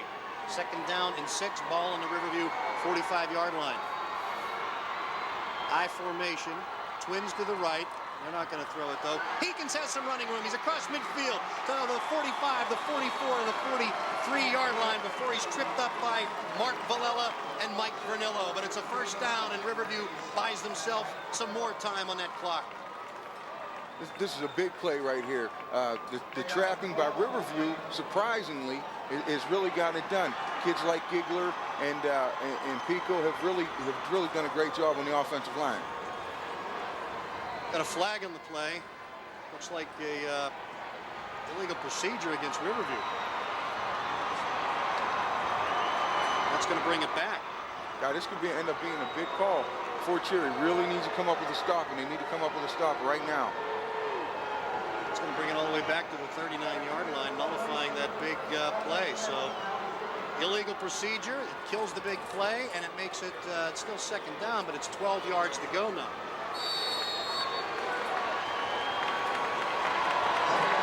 You come back with the same play, Joe? I think that they might. Heekins gets the ball, he tries the other side, nothing doing. A host of red and white snows him under, led by Tim Bennett and James Fender. Clay Prosperi in on the tackle, too. I think Fort Cherry thought they might also. They really swarmed around the football. You can see it right here. They make good penetration. They stop the play in the backfield. Now the question is, do you throw the ball or do you just keep it on the ground, punt, put the pressure on your defense? Fort Cherry calls a timeout, so they're not going to let that clock tick down anymore. Fort Cherry hasn't been penalized in this game. Riverview has been penalized just twice. It's been a clean game flag-wise. Sometimes you wonder about that in a championship game when guys are a little bit nervous, especially early on. We have an injured Riverview player on the field. They are attending to Sam Glover. There's the total yards in the ball game. Look at the difference in the two halves. The tale of two halves. Riverview 141 in the first half. That's exactly what Fort Cherry has in the second half. The grand total for the ball game almost dead even. Riverview's in a tough situation now. 3rd and 13. Still they lead by 5, and with time running out, they are in a better position than Fort Cherry. But all the Rangers want to do is get the ball back and have one more chance here with a little bit of time to work with. You really got to give Fort Cherry credit. I mean, we saw in the locker room they had their head down. They came back out ready to play football, and they're still in the ball game. Ball's on the 38-yard line. Clock's rolling again down to about 3.5. Heekins left side, 40, 45. He's to the 50, down to the 46-yard line. He has a first down, and that is the play of the ball game. Sean Kessler and Mike Vernillo made the tackles, but it was way too late. I think that's the biggest play of the ball game. Again, it's the same play that they've run all afternoon. It's the counter trade. You see the Gardner tackler pulling, and then Heekins just does a good job in the open field, getting the first down, knowing where the sticks are, and making them. Nice job there, too, by Heekins, shifting the ball from hand to hand, keeping it away from the sidelines, and when he finally got rolling, protecting it with 2 hands. He's fumbled, what, 2 or 3 times in the game already, Joe, and you talked about his penchant for putting it on the ground before the broadcast. Looks like he learned a lesson the way he protected the ball on that run. It's 1st and 10 on the Fort Cherry 45. We're under 3 minutes to go. Riverview leads, and they're driving to clinch this championship game. That time, Eakins lost his footing on the wet AstroTurf. Mark Villela made the tackle, but really, Eakins just slipped and went down on his own. Riverview's really in the driver's seat right now. With the clock running and, Fort Cherry having to use their timeouts, they're able to run the ball. They've run the ball well.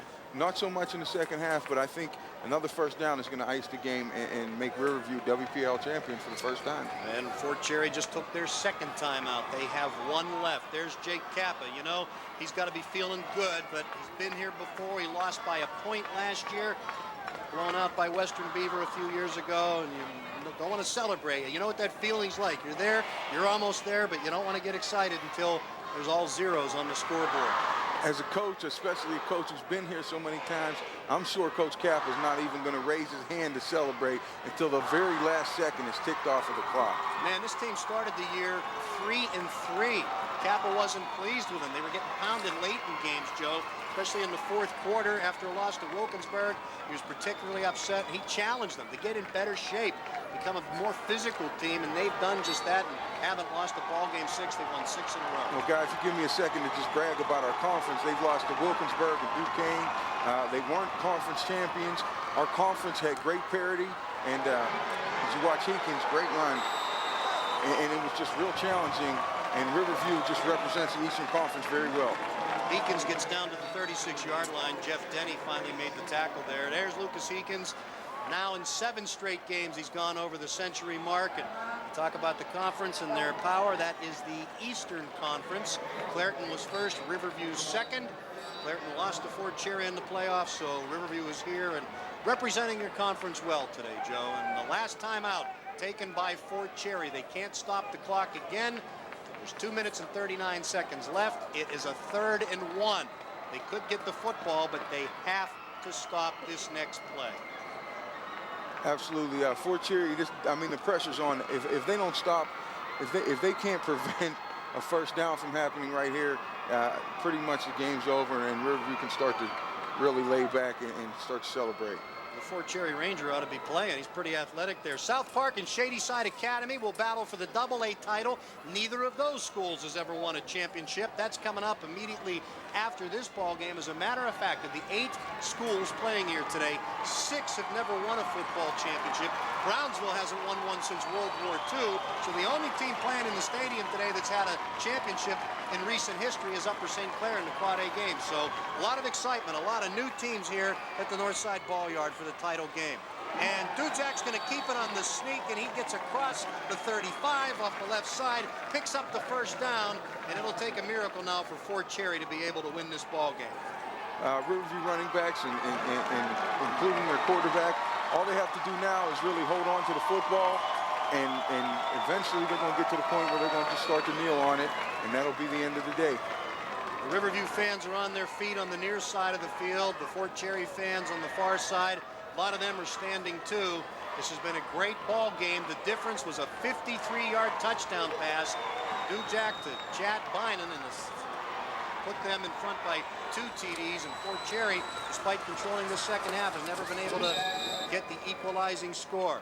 They're just going to keep it on the ground. Dujak picks up a few yards. Tim Bennett makes the stop. He'll be playing next year at Michigan State or Virginia or Wake Forest, but you don't want to go out of your high school career with a loss.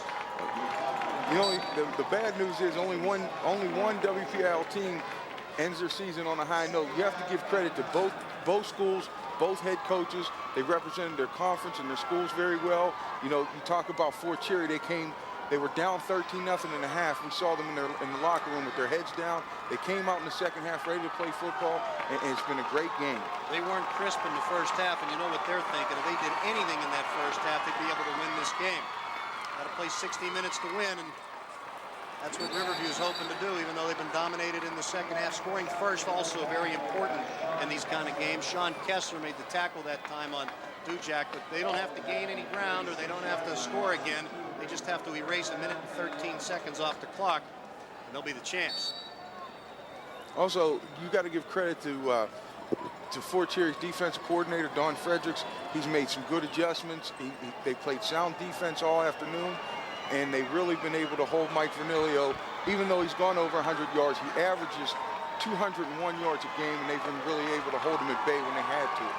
Tim Kaiser is a 1980 Riverview graduate. He rushed for over 1,500 yards at the school. You may not have heard of him football-wise, maybe you have, but he's a producer now for Seinfeld. The kid was one of the best athletes Riverview ever had. He's still 3rd or 4th on their all-time rushing list. Tim Kaiser, and he's a producer for Seinfeld now. Delay a ball game now on Riverview. They're going to back up a little bit here, but it's going to bring up a 3rd and 16, but I don't think they really care. Yeah, you talked about Vernilio, and of course Cappa said the kid's going to get his yards. You're not going to shut him down. The thing is, don't let him kill you. He did not break free any time today, and even though he carried the ball 30, 35 times, got well over 100 yards, they were all in 5-6 yard chunks. And what Riverview was able to do is they were really able to stop Vernilio when they needed to. I mean, Coach Cappa, I'm sure, is correct, and even when we prepared for Fort Cherry, we knew that Vernilio was going to be hard to stop, and you have to give him credit. He does a good job, but Riverview was really able to stop him when they had to. They can't stop the clock. We're under 20 seconds left. Riverview is going to win this Class A championship. Their fans are cheering in the stands at Three River Stadium. All Fort Cherry can do is sit by helplessly and watch as the final 10 seconds click off the clock. Looking down at Jay Cappa, he has to be extremely excited. Being down here so many times and finally coming away with it, I'm sure all the emotions are just going to let go of themselves right now. Congratulations, Jake. 19-14. There he hugs young Jake in the wheelchair on the sidelines. What a great moment for Riverview football in the whole areas of Oakmont and Verona. And a good ball game for Fort Cherry. They don't have to hang their heads at all. They were down 2 touchdowns at halftime. They played a tremendous second half to get back in the football game. Just quite not enough. And all we talked about was all these teams wanted to run. Both ran well. But the game-winning touchdown turns out to be a 53-yard pass. The Riverview Raiders, the WPIAL Class A champions for 1997. They will move on to the state playoffs. They will play the winner of the Bellwood-Annis-Sharpsville game. If they win that, they'll go to Altoona to play for the state title. They're singing "We Are the Champions" on the Riverview sidelines, and everybody shaking hands, and this was a well-played ball game. Few penalties, a lot of turnovers. I think, if there was anything, Joe, that showed that these guys were a little nervous, it was in the first half when the ball was on the carpet an awful lot. One thing that's interesting is, talking to Jake early in the season, they knew that they probably didn't have their best team. They've been here with probably better teams. Ben Earljack was one of the best Riverview players to come out in a long time. And probably almost in shock, just so happy right now. Yeah, it's funny how that happens sometimes. You have great teams that don't win championships. You have other ones that maybe aren't as talented but have more heart. You never know. But you do know one thing. The Riverview Raiders are the Class A champions. Justin Dujak's going to go celebrate with some of the fans, and we're going to take a break from Three Rivers. 1 of the 4 is over. Congratulations, Riverview. There's the final of the Class A championship. The Riverview Raiders hang on and defeat Fort Cherry 19-14. We're going to go down to our aerial sideline reporter, Bill Fontana. The last time he had this many people around him, he was buying drinks at Harold's Inn. Hey, Billy, how you doing? Oh, great. Riverview High School wins the first WPIAL championship in school history. Bill McGuire is here from the football steering committee to make the presentation to Coach Jake Cappa.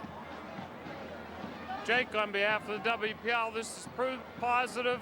It takes 3 times down there, and the 3rd time is indeed a charm. And we're all proud of you in the AK Valley. Congratulations.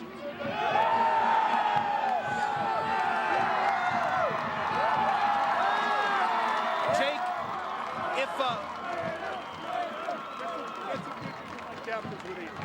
if we can get your attention for a couple of seconds here, just meeting you the last couple of years, they say the 3rd time is the charm. 12 years here, you finally do it. Describe the moment. Well, it's a great feeling. I'll tell you what, it feels. This isn't the big one. The big one was the first win over Clare. These kids have really worked hard to get to this game. And I don't think we've ever lost a big one. We've always had a lot of big ones to get here. It's extremely gratifying because most people wrote us off early. And I told them, and anyone will tell you, after we beat Clarendon, I said, we beat Greensburg, guys, we will win it. We will be the WPIAL champions. And I believed it from my heart. The maturity level came. We had great leadership from Justin and the rest of the guys, and we're very proud to accept this on behalf of the school. Not that there weren't big moments in the football game, but obviously one of the biggest was the play to Chad Bynum. Describe it. What happened? Well, I'm going to tell you exactly what happened. I'm on the sideline thinking of a play, and my guard, Bob Pika, number 21, Pika, he says, "Coach, counter boot." I said, "Why not?" That's it. He called the play. Good defense on the play. Bynum made a great job to catch the ball. Yeah, he did a great job. Execution was the key and minimizing mistakes. And, Lucas tried to give it away a couple times, but he does that just to tease us.